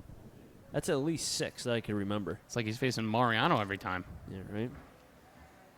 Mariano's best farewell gift by a country mile was was the the one Minnesota gave him. Yep. The rocking chair of broken bats. Has to be. That was the greatest gift I think anybody's ever gotten in the history of giving gifts. For any occasion, ever. I'm that convinced. I'm being laughed at, but I'm so convinced. No denying that. Just because it's funny. I mean, he broke way more bats than that, but it's a funny gesture. 1-2 to Miller. Low and away, 2-2.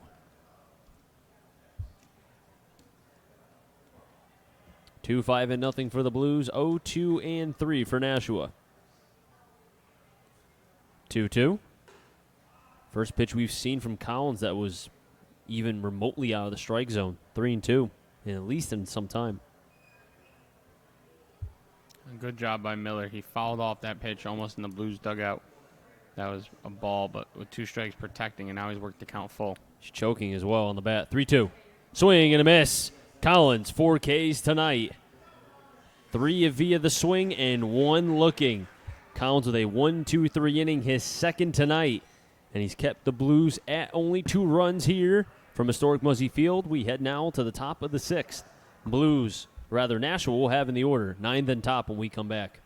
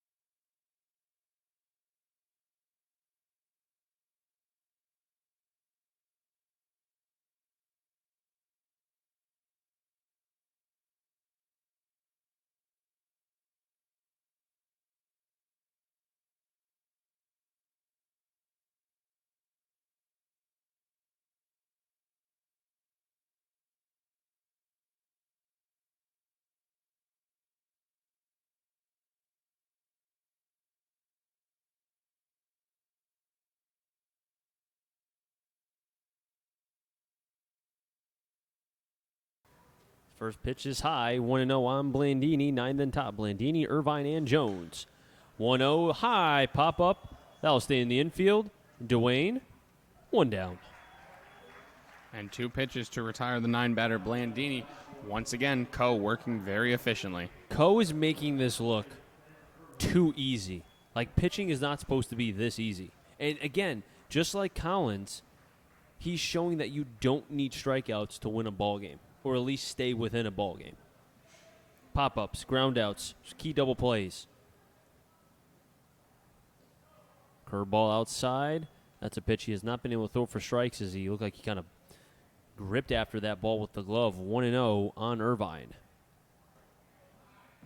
High, 2-0.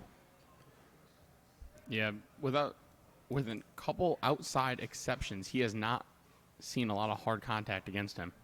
3-0 on Irvine, and we saw that before. To lead off the game in the first, Coe had a 3-0 count. Irvine was able to get to 3-2 before walking him. And for a strike, fighting back is Coe. Jones is on deck. This game, it's still a ball game. It's only 2-0. One swing could change this. 3-1, 3-2. Well, you know what they say, Chris. When you're only down 2, you're a bloop and a blast away from tying game. 100%. Irvine does go to the College of Maryland. He's from Massachusetts. Hits the pole. Count will remain, though, 3-2. Now, I did not check my phone, Matt. I'm assuming the Yankees lost. Yeah, 9-5 was the final. Shocker. So now they're 8 games ahead of the Red Sox. 9 in the loss column. 3-2, Chopper behind Coe, ranging his Maves. Behind the bag, over to first. Nice play from the shortstop, Kyle Maves. Flashing the leather here tonight. And that's the thing. We've seen Zeke Diamond at shortstop a lot make great plays. But we mentioned it earlier in the game. The bat of Kyle Maves allows you to not worry about it so much. And when he's making plays like that at shortstop, it just makes it all that much easier to say, hey, Zeke, take a night off.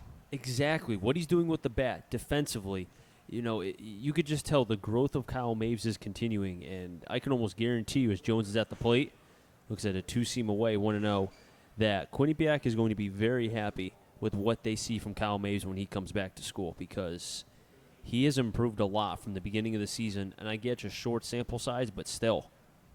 The 1-0. Fouled off.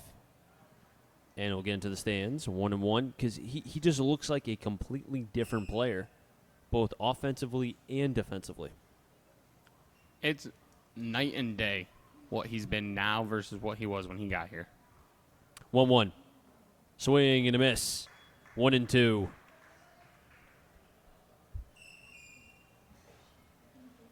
Coe looking for his second 1-2-3 inning,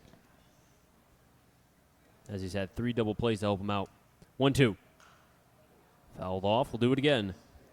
Jones, a product of Franklin Pierce. He will be a senior. He's from Palm Beach Gardens, Florida. And now Jones will step off here.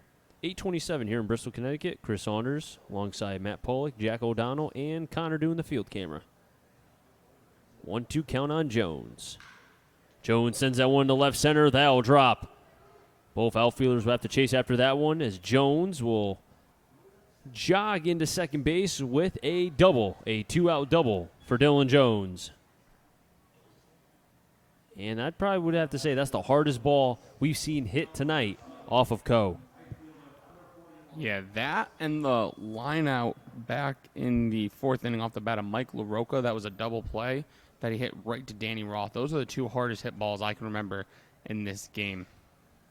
Sandstrom now stepping up to the plate. Sandstrom flew out to Austin White to lead off the 4th. But he's up now with 2 down, Jones at second. Coe getting ahead early, 0-1. And even with runners on base, you could tell, minus, throwing to first a couple times, Coe works quickly. And that could bode well for somebody, especially because with him working fast, that has to keep the hitter now on their toes. The 0-1. 0-2. Coe dotting with the fastball. Now, if only he had that curveball, I think this game would be completely different. And I like what Sandstrom's doing here. Taking his time, getting in the box, taking a couple swings, slowing Coe down. Silver Knights have not done that. They've been getting right back in and letting Coe, and now all of a sudden, their Coe needs a new set of signs. Now you get more time. You've let Coe think about it.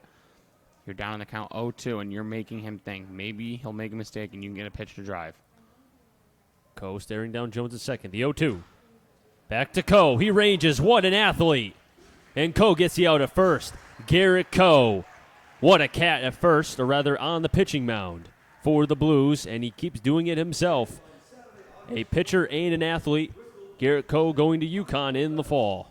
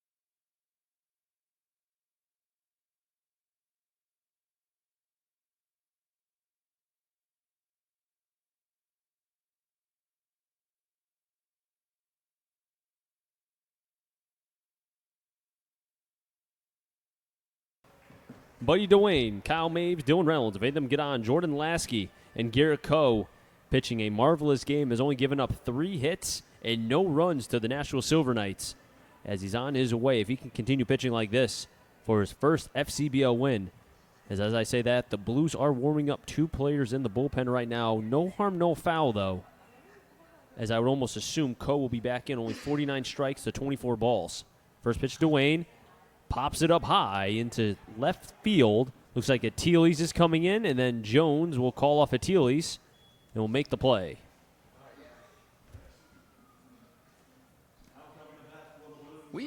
Last couple of games here at Muzzy, we've seen some major league pop-ups.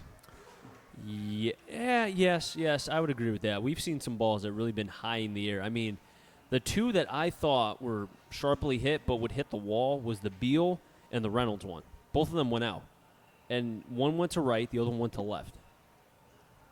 Yeah, both of them, the only question was if they had the height to get out of here. Because they were line drives. Kyle Maves at the plate. Takes the pitch out and low. 1-0 Maves had a hit to continue his streak of hits since July 20th. A hit in every single game, but struck out swinging in the third on a pitch that he did not agree with. And now Maves will step off. Bottom of the 6th, 2-0. Blues scored both runs in the second and then have been held scoreless. Did have runners on first and third, but a K of Roth and Orzechowski ground out to a double play ended that threat in the 4th. But a 2-0 count on Maves. Maves also did steal second base in the second for his 7th stolen base of the season. 2-0.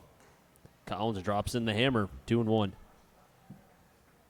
Now, don't forget the Blues will have a doubleheader tomorrow against the Brockton Rock starting at 3:30 and 7 before going against Brockton on the 29th and the 30th. So they play Brockton in a matter of 3 days 4 times. Swing and a miss from Maves, 2-2. Nashua, though, they go and play at North Shore, at the Suns, and then they're home for 2 games against the Rocks and North Shore. 2-2 to Maves. Good block from Aaron, 3-2. It's the final stretch in the FCBL. Final games end on August 4th. And the Blues play tonight, two tomorrow, and then they play again Wednesday, Thursday, and I think Sunday, correct? Payoff pitch. Maves towards left center, and that'll drop. 2 hits tonight for Kyle Maves. Keep swinging a hot bat, kid. It is red hot. If you're referring to just home games, Chris, I believe you are Home games, yes. correct. Because I know they play Wednesday, Thursday, and then is it Sunday only? I could be wrong.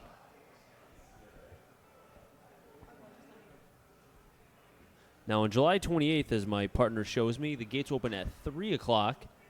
Now, the gates open at 1:30. First Game- game's at 3. Game 1 says 3 o'clock, but we were told 3:30. Ball to back to first. Interesting. It's dollar dog night, though, tomorrow. Hey. So your hot dogs will be $1. So game time tomorrow will be at 3 o'clock, not 3:30. It will be a 3 o'clock start. Pitch is going. Reynolds. That'll drop. Towards right, Maves going on to third. Reynolds. He can't be stopped as well with the bat. Back-to-back hits for the Blues. Maves gets to third. Reynolds to first. Well, Dylan Reynolds, at the beginning of the year, he was a double play machine. A lot of ground balls, double plays. He was hitting them hard. It was just on the ground being fielded, and he doesn't run all that well, so they were easy double plays. Second half of the year, he's made an adjustment, and you said he's worked on this. Launch angle. He's been able to get the ball in the air over the heads of the infielders, finding grass in the outfield, down the lines. He goes to line to line. We've seen doubles down the left field line, down the right field line. Balls, he hit one over the wall in right field. That one he ropes into right field for a base hit, and now the Blues with runners on the corners for the second inning in a row. Jordan Lasky at the plate now. Takes a breaking ball outside, 1-0. And another thing, too, Reynolds, even when he was slumping, they were hard-hit balls. And he's kept with that. And I think that you have to give a lot of credit to Reynolds for sticking to his approach and not trying to change anything. 1-0 count on Lasky. Reynolds is going. Throw to second. And now Reynolds has got himself in a pickle. Maves staring him down. And now Maves back in the middle. Going over as the second baseman, and Maves will be tagged out. Base running blunder for the Blues. As you saw Blandini chase down Maves. Reynolds will get to second base. But Maves tried to draw a pickle in between as Aaron is going out to talk with Collins. Well, it looks like that was a hit and run. Lasky, or a run and hit, as you would call it, Chris. Lasky missed the hitting part. And then Dylan Reynolds was out by a country mile. He knew that. So he tried to get into a pickle to allow Maves to attempt to score. And the attempt just didn't work out. They were able to find Maves in the middle of third and home. Reynolds moves up to second, and now you really look at that hit and run call, and assuming that's what it was, and you just kind of shake your head. Hindsight's always 20/20, though. If Lasky puts that ball in play, Ronnie Palmer looks like a genius. Blues have a runner on second. 2 outs. Lasky pops it up. Aaron takes off the mask, goes off the helmet. Going towards his dugout, but it'll be a long foul. Now, if you're Lasky, you probably feel awful about missing that hit and run. You could really boost the confidence and feel a lot better if you can come through with a hit that will score Dylan Reynolds from second with 2 outs. It's a 1-2 count on Lasky, but also, too, now you give Nashua life. Like we said, the Blues have had opportunities since the 4th inning. Runners on the corners and so forth have not put in those runs. So because of that, this Nashua team is still in this ballgame. And like you said, a bloop and a blast. We're tied up at 2. 1-2. Inside, 2-2. Blues have had at least one hit in the first, the second, the fourth, and now here in the 6th. They were held hitless in the 3rd and the 5th, and coincidentally enough, those were the innings that Collins had 1, 2, 3 innings, both of them being Ks to end the half inning. The 2-2 to Lasky. Foul tips it off the mid of the home plate umpire. And it's a good thing both Lasky and Aaron were there, both catchers, so they know that feeling. As the field umpire going out to give a little bit of a conversation with the home plate umpire, make sure, he knows how many fingers he's holding and knows what today's date is. Never fun when you get hit with a foul ball as a catcher or an umpire. Now, Nashua will have in their half of the inning, they'll be the top of the 7th. They'll be 4, 5, 6. Aaron LaRocca, Lucier. I would almost say Garrett Coe will be back out there for his 7th inning. And the way the pitch count is, he should go back out. And if he has a clean 7th, and, I get it, stretching here, he could go 9. If they were to pitch to the pitch count, he could go 9. And he's built like a tank. We don't know what his limit is as far as innings when they signed him, if he went 90 pitches, 80 pitches. But I'm sure Jordy Schneider as well as Ronnie Palmer will figure that out. 3-2. Swing and a miss. And Lasky goes down. And he is not happy. So because of the misplay at third by Maves, the Blues do not score again. No runs, 2 hits, no errors. And they leave a runner on base. Top of the 7th, 4-5-6. Aaron LaRocca and Lucier. If any of them get on, Teely's when we come back.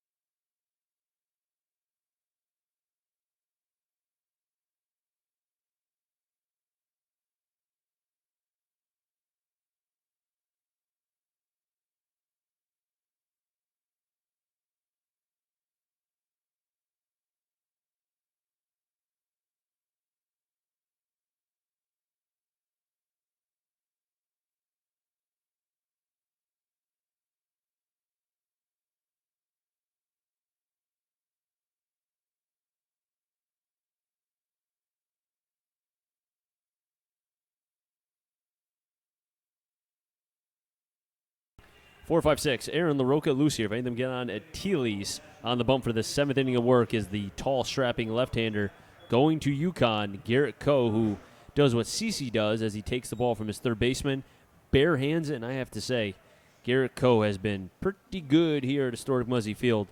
Has kept Nashua with only 3 hits and does have the lead 2-0 after a couple errors, 3 to be exact, by this Nashua team. First pitch. Foul behind. Lasky takes off the mask, but it'll be foul. 0-1 on Aaron, who grounded out to end the first, walked, and then was later out in the 4th on a DP. And now here's his third at-bat against the lefty. Pitch is in. 1-1. And now we get to the part of the game. 50 strikes, 24 balls. About a 74 pitch count here. I think this is where Ronnie Palmer and Jordy Shire will be watching this left-hander carefully. 1-1. Fouls it back. 1-2. Matt, there was no way you were catching that. I would have got it. No way. No way. I got soft hands, dude. You've seen me play first. I have. I got soft hands. I didn't deny it. Don't forget, tomorrow we have a doubleheader. 1-2. Popped up towards right center. Miller, or question, that's Orzechowski. And Orzechowski drops it. And now Aaron's going to get to third on the air. And he'll be there standing up. Light for Nashua, as Orzechowski looks like he lost that in the lights. And a misplay by the Blues, their first error tonight. A huge one at that. We said you were a bloop and a blast away from tying it. Well, now you're just a blast away. You didn't get a bloop. You got a deep fly out that was misplayed. A 3-base error. And that's not because of Coe. That's a simple fly out. It's got to be caught. Roke at the plate, swings at the first pitch and fouls it back 0-1. And let's say that runner does score. That's not against Coe.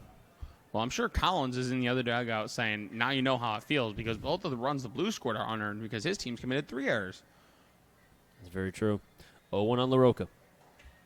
Pitches high and away, 1-1. Saw somebody running out to the bullpen for the Blues, probably telling them maybe starting to speed up a tad. We saw Peyton Stevens go out there, and I would almost have to say that looks like Marrero out there.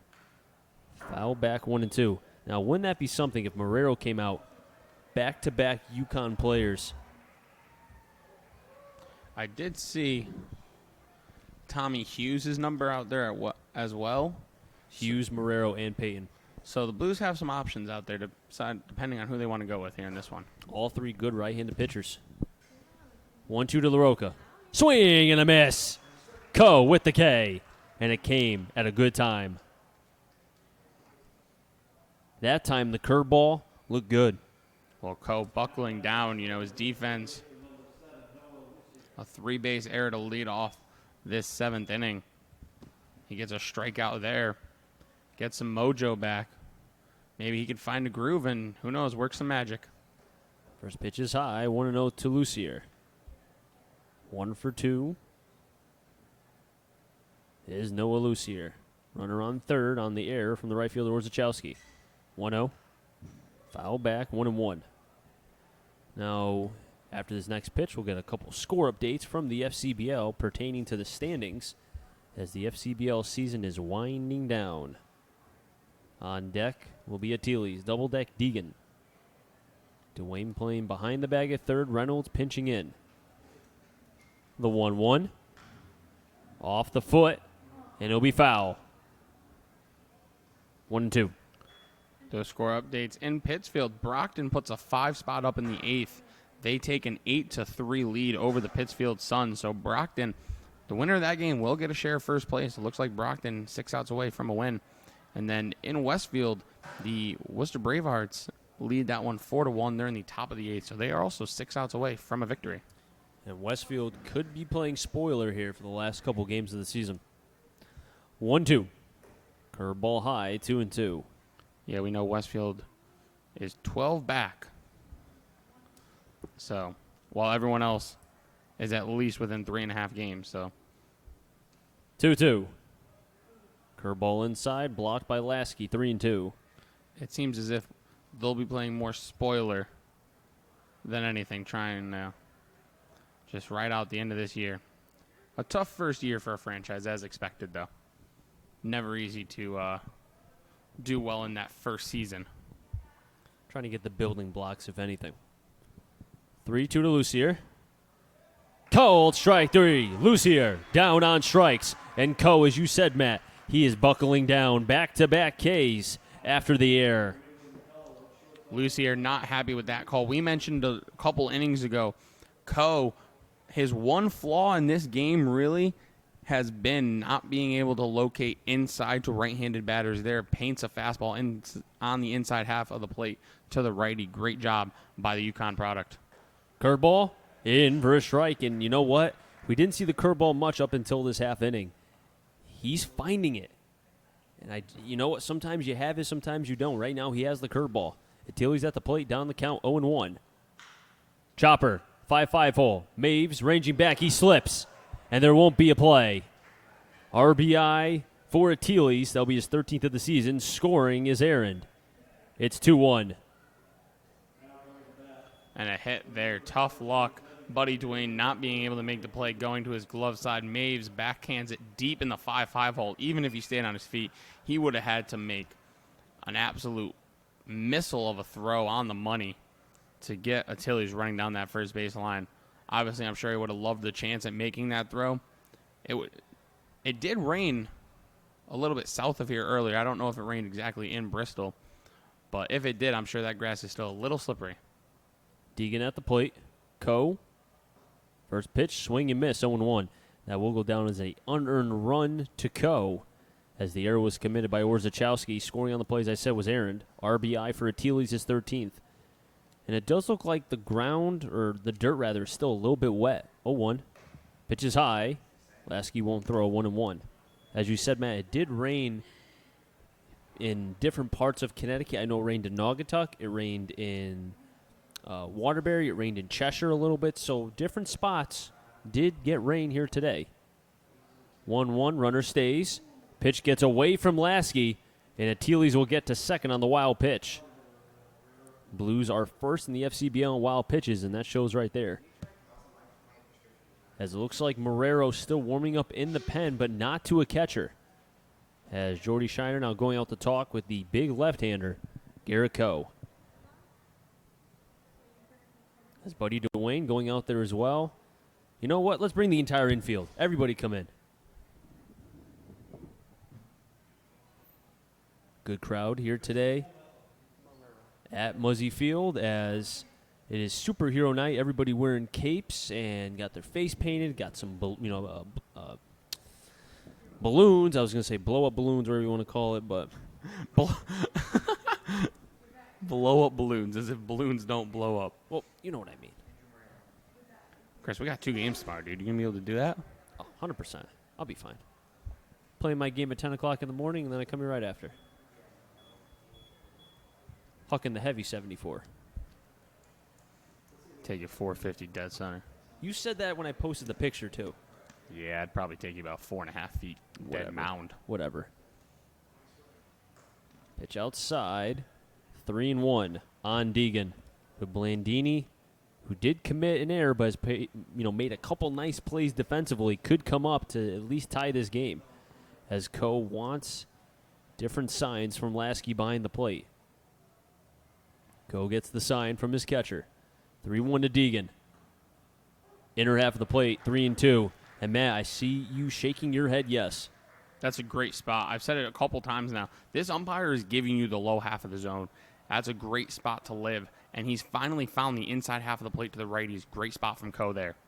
Coe stares down. 3-2. Swing! Gone! Coe continuing to dominate. Nashua does give up one, but that's not his fault. And Coe with 3 Ks in this half inning. 2 swinging, 1 looking. Makes it now 5 here tonight at historic Muzzy Field. Coe with a great game. Don't know if he's going to come back out for the 8th, but you know what? What a performance by the left-hander going to UConn in the fall.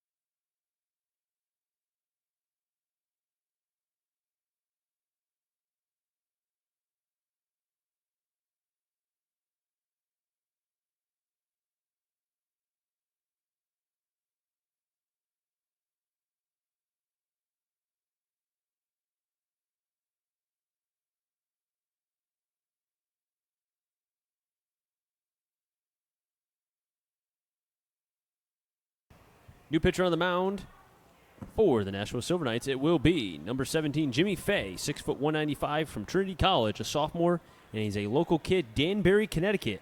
And that ends the line on Nolan Collins, who, as Matt will say, he pitched pretty dang well. Yeah, Collins going 6 innings. He did give up 7 hits, a little more than you would like, but as you're in your scouting report, Chris, you did say he's a pitch-to-contact guy. He gave up 2 runs, both unearned. His team committed 3 errors in that second inning when both runs came across to score. So tough luck by Collins. He only walked 1 and did strike out 5. So a strong outing from Nolan Collins. The Silver Knights were able to get him 1 back in the top of the 7th. They're going to need 1 more if they want to get him off the hook. But now it's up to Jimmy Fay to keep the Blues at bay. Roth fouls it back, 0-1. I like the rhyme. Thank you. I didn't even mean to do that. Matt, I have to say, big improvements this year. 0-1 in the dirt, 1-1. Thank you. I appreciate that. First year being my color man here today, or this season, I should say. It's been fun. Maybe a little too much fun. We have had fun.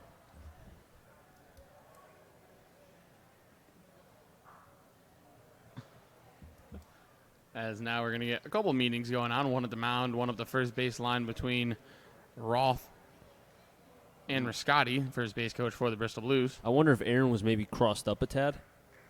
Maybe new pitcher. Not familiar with how much they've worked together. Some stats on Fay while we wait. This is his 10th appearance. He's 1-1 with a 6.54 ERA. He does have a save in 11 innings pitched. He struck out 18, so he has strikeout stuff. He has walked 11 in those 11 innings, though. Roth pops it up behind, 1-2. Now, Roth, if I recall, I think Roger Williams did play against Trinity at some point. I'd have to go back and look at the schedule, but I did see Fay pitch a couple times. He can be effective. 1-2. Shorns the leg kick. Did he go? No, he didn't. 2-2. I've never seen a home plate umpire as excited to point down to first at his other umpire as this guy. This guy's like throwing a party every time there's a check swing. 2-2. Another pop-up. This may stay in play. Lucier near the fence, waiting over. Nice play from Lucier. And Achilles gives him a little pat on the head. 1 down. That ball got high. We lost view of it. It was over the press box. We couldn't see it when it was at its peak point. And a nice job there by the third baseman, Lucier, make the play over by the fence. Orzechowski at the plate now with 1 down.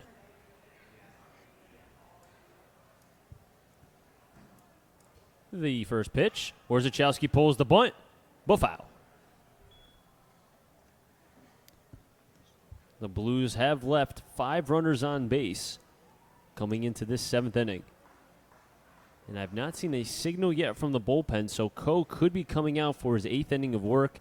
We cannot determine that to be yay or nay, but Marrero is still warming up in the pen, and it looks to be Reiner. Pitch outside, called a strike, 0-2. Good breaking ball from Fay.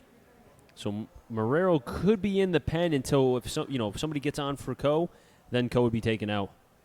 Curveball scoots away from Aaron, 1-2. No harm, no foul, but as I say many, many times, if this was the Atlantic League, Orzechowski would be safe at first. My guess is Coe's going to get to come back out for the 8th, and he'll be on a short leash. If he gives up a base runner, maybe walks a guy, then he'll get taken out. 1-2. Off the end of the bat. High fly ball into center field. Irvine near the warning track makes the catch. 2 down. That ball kept carrying. Didn't sound great off the bat of Orzechowski, and then all of a sudden you saw Irvine kind of creep back, slowly got to the warning track almost, just in front of the warning track, makes that catch. So it looked like a routine fly ball. Actually got a little carry into it. With 2 down, Austin White at the plate. Something to watch late in this game. You know, it's a 1-run game. One swing of the bat could really decide this one. And if the ball is carrying like that, we've seen right field. It plays. The ball flies out of there sometimes. And that ball I didn't think was going that deep. So something to watch here late at Muzzy. First pitch to White. Decides not to bunt, 0-1. Now Nashua will have 9 in top in the order. So a good part, you could say, for whoever is pitching for the Blues. White takes 0-2, because if they can get through that part of the order, that would put them in a good position in the 9th inning. Yeah, 9 in top is 1 for 7 on the game combined, the 3 of them. The only hit is Jones, the 2 hitters double back in the 6th inning, and then Irvine did work a walk to lead off the game. The 0-2. High pop up in the infield. The Tealeys will make the catch, and the side will be retired. 1-2-3 for Fay, a clean inning for the right-hander from Trinity. And we head on to the 8th, and it looks to be a new pitcher on the mound. Marrero will be coming in.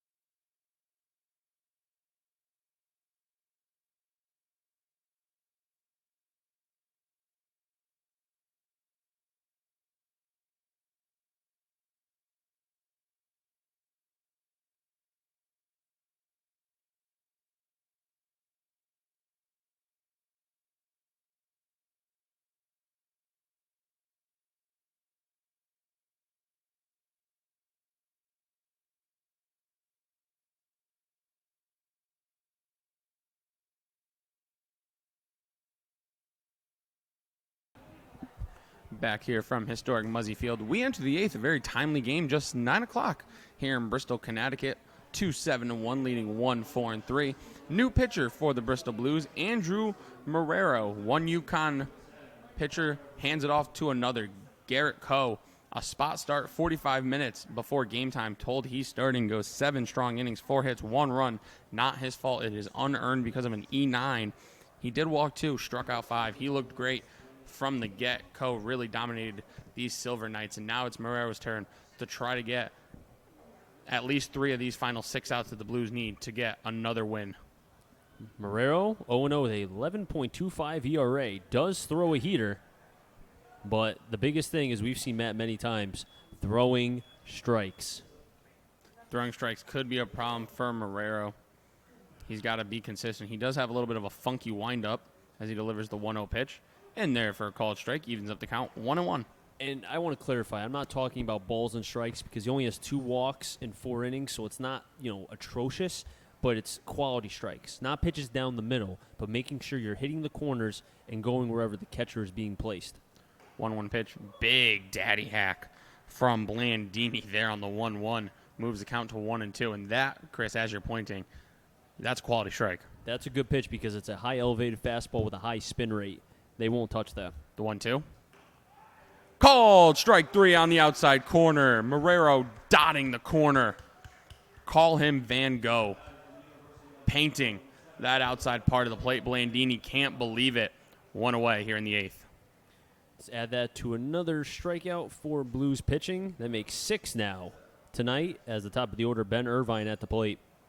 And through 7 1/3 innings of defense and pitching for the Blues, if you're a UConn fan or a UConn coach, you got to be pleased with what you've seen from your 2 products. That first pitch from the leadoff man, Ben Irvine, fouled back 0-1. It's good to see that, UConn. I mean, they've always had good pitchers. I mean, you talk about Tim Cate, Anthony Kay, who's in the Mets system. We just saw a closer, Wallace, Jacob Wallace, who got drafted by the Rockies, played for the Blues. They have a lot of arms. Here's another 2. The 0-1 pitch, missing high and out, 1-1. On deck will be Dylan Jones, who has one of the 4 hits for Nashua. They have 4 hits, but it doesn't feel like it's been that much traffic on the base paths for them. As Marrero delivers the 1-1 pitch, grounded to second, fielded cleanly by Roth. He'll throw on to first. Just like that, 2 away here in the 8th.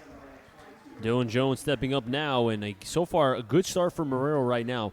Attacking the zone. We typically don't see a lot of breaking stuff from him, but his high-octane fastball can get by for an inning.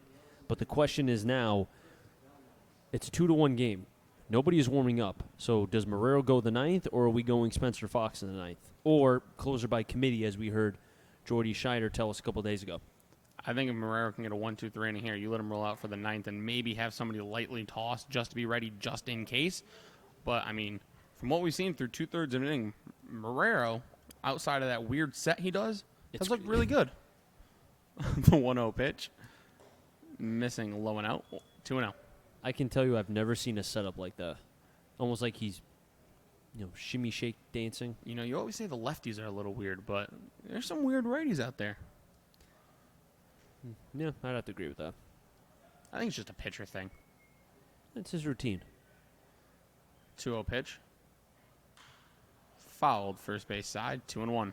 And Marrero is going to have to be a key arm because, as we've said, guys are dropping like flies. And both him and Coe are only here a couple times a week. So when you have them, you almost have to use them because you don't know when you're going to have them again, at least for the next week. Yeah, both of them taking summer classes at UConn, the 2-1 pitch. Missing low, and Marrero saying, that's on me. Sandstrom is on deck. Do not want to walk a batter with 2 outs, especially with the game being a 2-1 score. Sandstrom does have a home run. Jones has 2, so cannot throw a pitch down the middle to Jones thinking he'll just pop it up, even with a good velocity that Marrero throws. 3-1 pitch. Missing up as the go-ahead run for the Silver Knights steps into the box in the form of Kyle Sandstrom.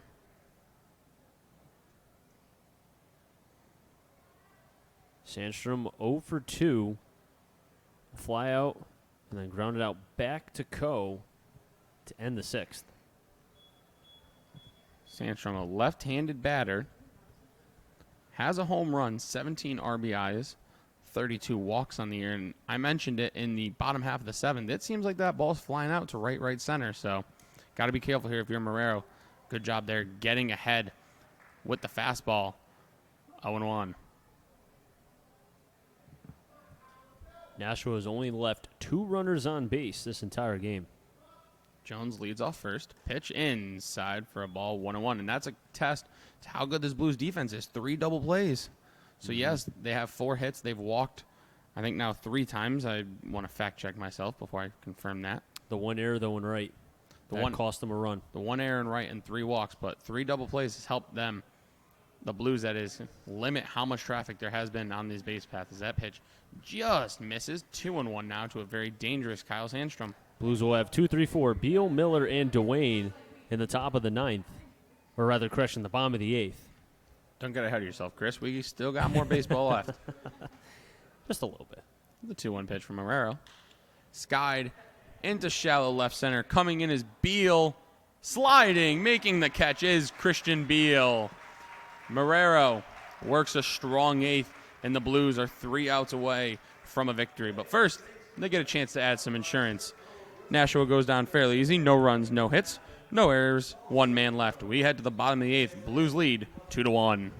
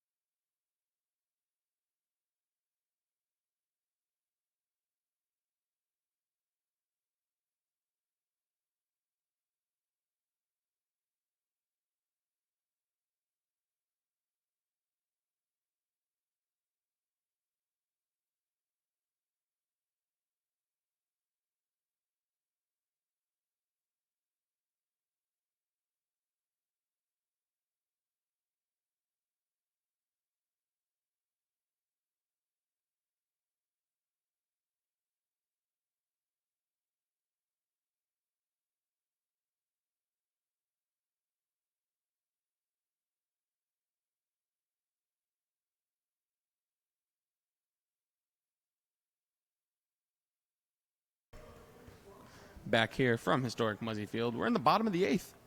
Blues lead this one 2-1. Leading off will be the left fielder Christian Beal, who made that nice sliding catch to end the top half of the 8th inning. First pitch, a little shot put action, 1-0.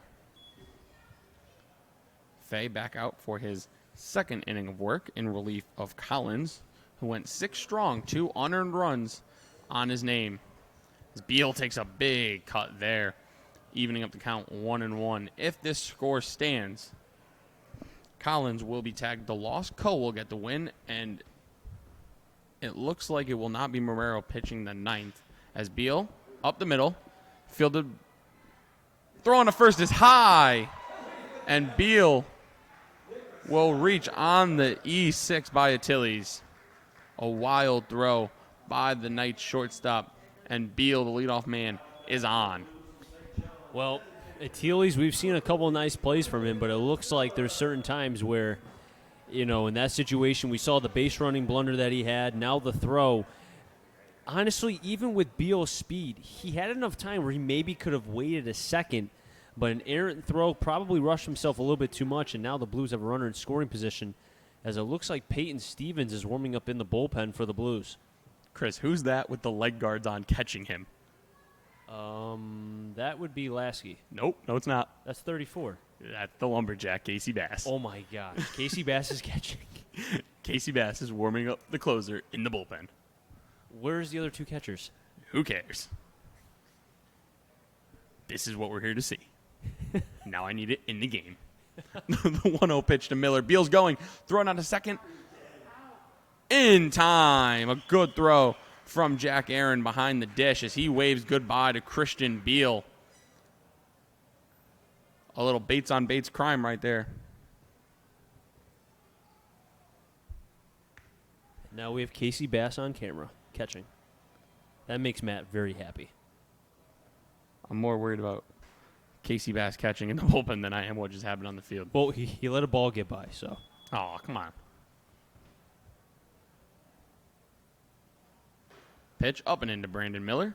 2-1.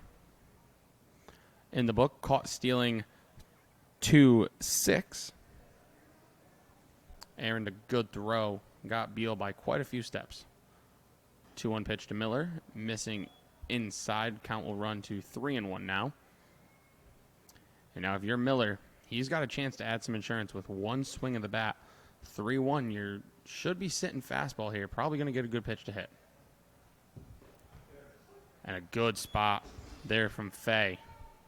Down in the zone. Really tough to do anything with that if you're Brandon Miller. Umpire's been giving that all day to both sides. That'll run the count full to the St. John's product. Pitch. Lined into right field for a base hit. And now that caught stealing really looms large. Instead of first and second, nobody out. It's just Miller on first with one out. And that'll bring up the third baseman for the Blues, the Central Connecticut product, Buddy Duane. I'm sorry, Matt. I've just been watching Casey Bass catch, and there's been certain pitches that I don't think he's ready for the Peyton Stevens cheese. All right, you can watch that. Report back to me in the half inning. I'll continue to watch the actual game on the field here. Boy, Duane 0 for 3 tonight. First pitch, fouled straight back, 0-1. As I mentioned, that caught stealing looms large now. Instead of 2 runners on and nobody out, you have 1 on and 1 out. But we'll see if they test Aaron again. Miller does have over 20 stolen bases, 24 to be exact. Leads the team. Leads the FCBL. Oh, yes, and White's number 2. And he's going on cue. Throw from Aaron. In time, have an inning, Jack Aaron. 2 for 2, throwing down to second, throwing runners out. Brandon Miller, who does not get caught a lot, gets caught there. Jack Aaron having a good inning behind the dish here in the bottom of the 8th, really helping his pitcher out, erasing the traffic on the base paths. That makes 32 caught stealings this season. 97 stolen bases to 32 caught stealings. That time, though, I have to say Miller did look safe. Well, Chris, that's why you're up here and not on the field umpiring. Well, the reason why is that I saw Miller pop up before the ball, or the glove rather, even tagged him. And Miller was saying he was safe. And I don't typically hear Miller say that too much. 1-2 pitch is fouled off. Because there's been times where he has been caught stealing, which has been few and far between, and he's like, okay, I'm out. That time, he said emphatically, I'm safe. But either way, like you said, home plate umpire, field umpire down there, we're up here. 1-2 pitch to Duane. On the outside corner, drops in the off-speed pitch for a strike. And Buddy Duane drawing a line saying, hey, Blue, that's a little bit outside. And Blue says, go play defense. I'm the umpire. We've played out here at Muzzy. Blues lead at 2-1. They get 3 outs away from yet another win.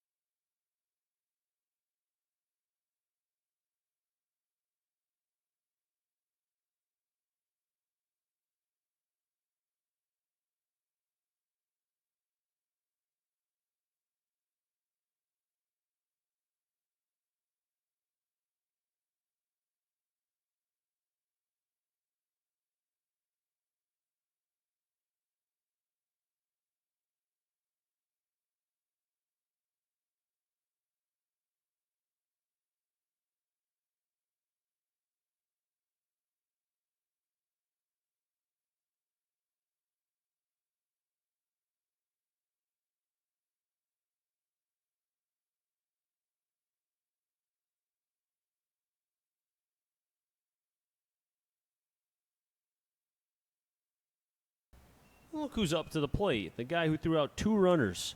Beal and Miller. Jack Aaron at the plate. Marrero for his second inning of work. First pitch outside, 1-0. It'll be Aaron, LaRocca, Lucier. If any of them get on to Tealy's. Marrero, if he gets these 3 outs, it will be his first save of the season, and it'll be a UConn match right here for the Blues. Pitch low, 2-0. Now, Peyton Stevens was warming up in the bullpen. We do not know if and when he'll come in or if this will be Marrero's game, but right now, Marrero in for the save. 2-0. Called strike, 2-1. Pitch was a little bit high, but no harm, no foul. Umpire doesn't get paid by the hour. He's ready to go home. It's 9:16 here in Bristol, Connecticut. A quick pace game thus far. 2-1. Aaron pops it up. Dwayne gives it a look, but it'll be a long foul. 2-2. Coe did go 7 innings, 1 run that was unearned, 4 hits, 5 Ks, 2 walks. Is in line for his first victory of the 2019 FCBL season. Marrero looking for the save and trying to bring down the ERA, of which he came in at 11.25. Aaron calls time.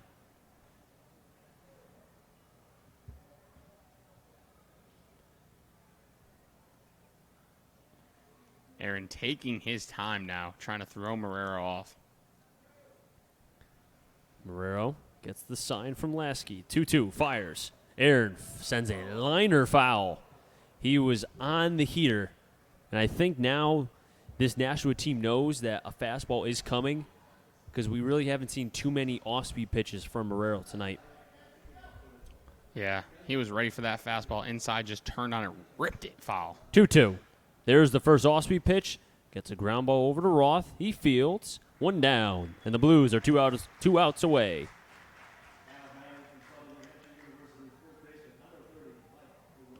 Mike LaRocca at the plate now. Now, last year the Blues were 29-23. This year, 24-20. If they were to win tonight, they're only 4 wins away from matching their 2018 total. LaRocca's first pitch is a big, healthy cut at and missed. 0-1. Seen a lot of daddy hacks in this one, Chris. And you know what? We're going to see a lot tomorrow as the Brockton Rocks are coming here. And we know one thing, those guys, they can hit some bombs. 0-2. And on cue, another daddy hack. Marrero already with 1 K. He's looking for his second tonight through an inning and a third. 2 8-1 for the Blues, 1 4-4. Swing and a miss. Second K for Marrero, and he's feeling it tonight.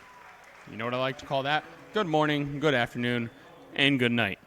A healthy case of the whiffs. I like that. I haven't heard that before. I just came up with that now. Oh, That's the best one I'll come up with probably All the rest year. of the year. all year. I should have said that after the K, though. Shame on me. Lucier at the plate now. In for a strike. This umpire is in a groove of calling strikes. Well, that's what happens And when you know you're what? throwing so many of them. I haven't heard one thing from you tonight. He's been so consistent. The 0-1. 1-1. He's been very consistent. The bottom half of the zone, he's given to both sides. There's been a couple calls. There was one on Beal early on that I wasn't a fan of, but I normally give 1 or 2 before I say something. He's been so consistent. 1-1. 1-2. And the Blues are 1 strike away from a victory. And Nashua is down to their last strike.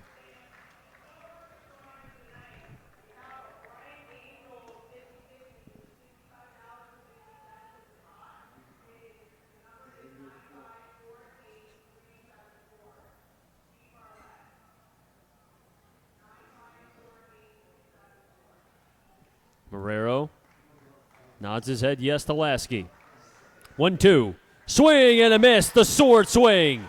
Lucier down. Third K for Marrero. And the Blues win. The save for Marrero. And the first FCBL win for Garrett Coe.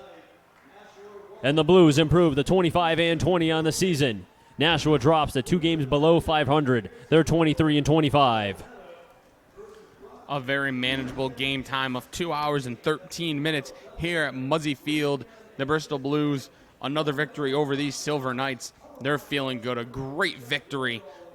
Garrett Coe, what a job. You know, you were told late, it's a spot start. I need you to go out there, What does he do? 7 strong innings, a 1-run ball that was unearned. Great job by Garrett Coe. Marrero, oh, you need 6 outs for a save? I got you. Put me in there. Coming out of the pen, doing a great job, striking out 3 of the 6 outs he needed. Offense for the Blues, not the best, gets the job done. The second inning, 3 errors by the Silver Knights, allowing the Blues to score 2. Hits from Maves, a couple of hits. He stays red hot. Dylan Reynolds continues his tear on base 3 times, scoring a run. Had that nice double into right center, including another single he hit hard into right. Bristol Blues came in today, game back of first. Depending on what happens around the FCBL tonight, they can find themselves even higher, I think. And they have a doubleheader tomorrow. They just keep playing games. The bullpen got a nice rest today outside of Marrero. They'll be ready to go for the doubleheader tomorrow, 2 7-inning games. You can catch those right here on this YouTube channel. And we don't know the situation of who's going to pitch tomorrow. We have not figured that out yet, and no one has told us. I'm sure we'll find out after tonight's game, but I can tell you one thing. They set themselves up nicely for what could be a potential first-place games between Brockton tomorrow. Yeah, the Blues, you know what, they did their part. Matt, we'll see you tomorrow. Sounds Pleasure good, job. Chris. 14 innings tomorrow. Can't wait. That'll wrap things up here from Muzzy Field. Our thanks to Jack and Connor, as well as the rest of the staff who helped make this broadcast happen. Final score for Muzzy Field. Blues win 2-1 over Nashua. They improve their record to 25-20. The winning pitcher, Garrett Coe. The save goes to Marrero. Make sure to catch us tomorrow as the Bristol Blues take on the Brockton Rocks. A doubleheader, double dose of Major League FCBL baseball, 3:30 and 7. For Matt Polick, I'm Chris Saunders. So long, everyone.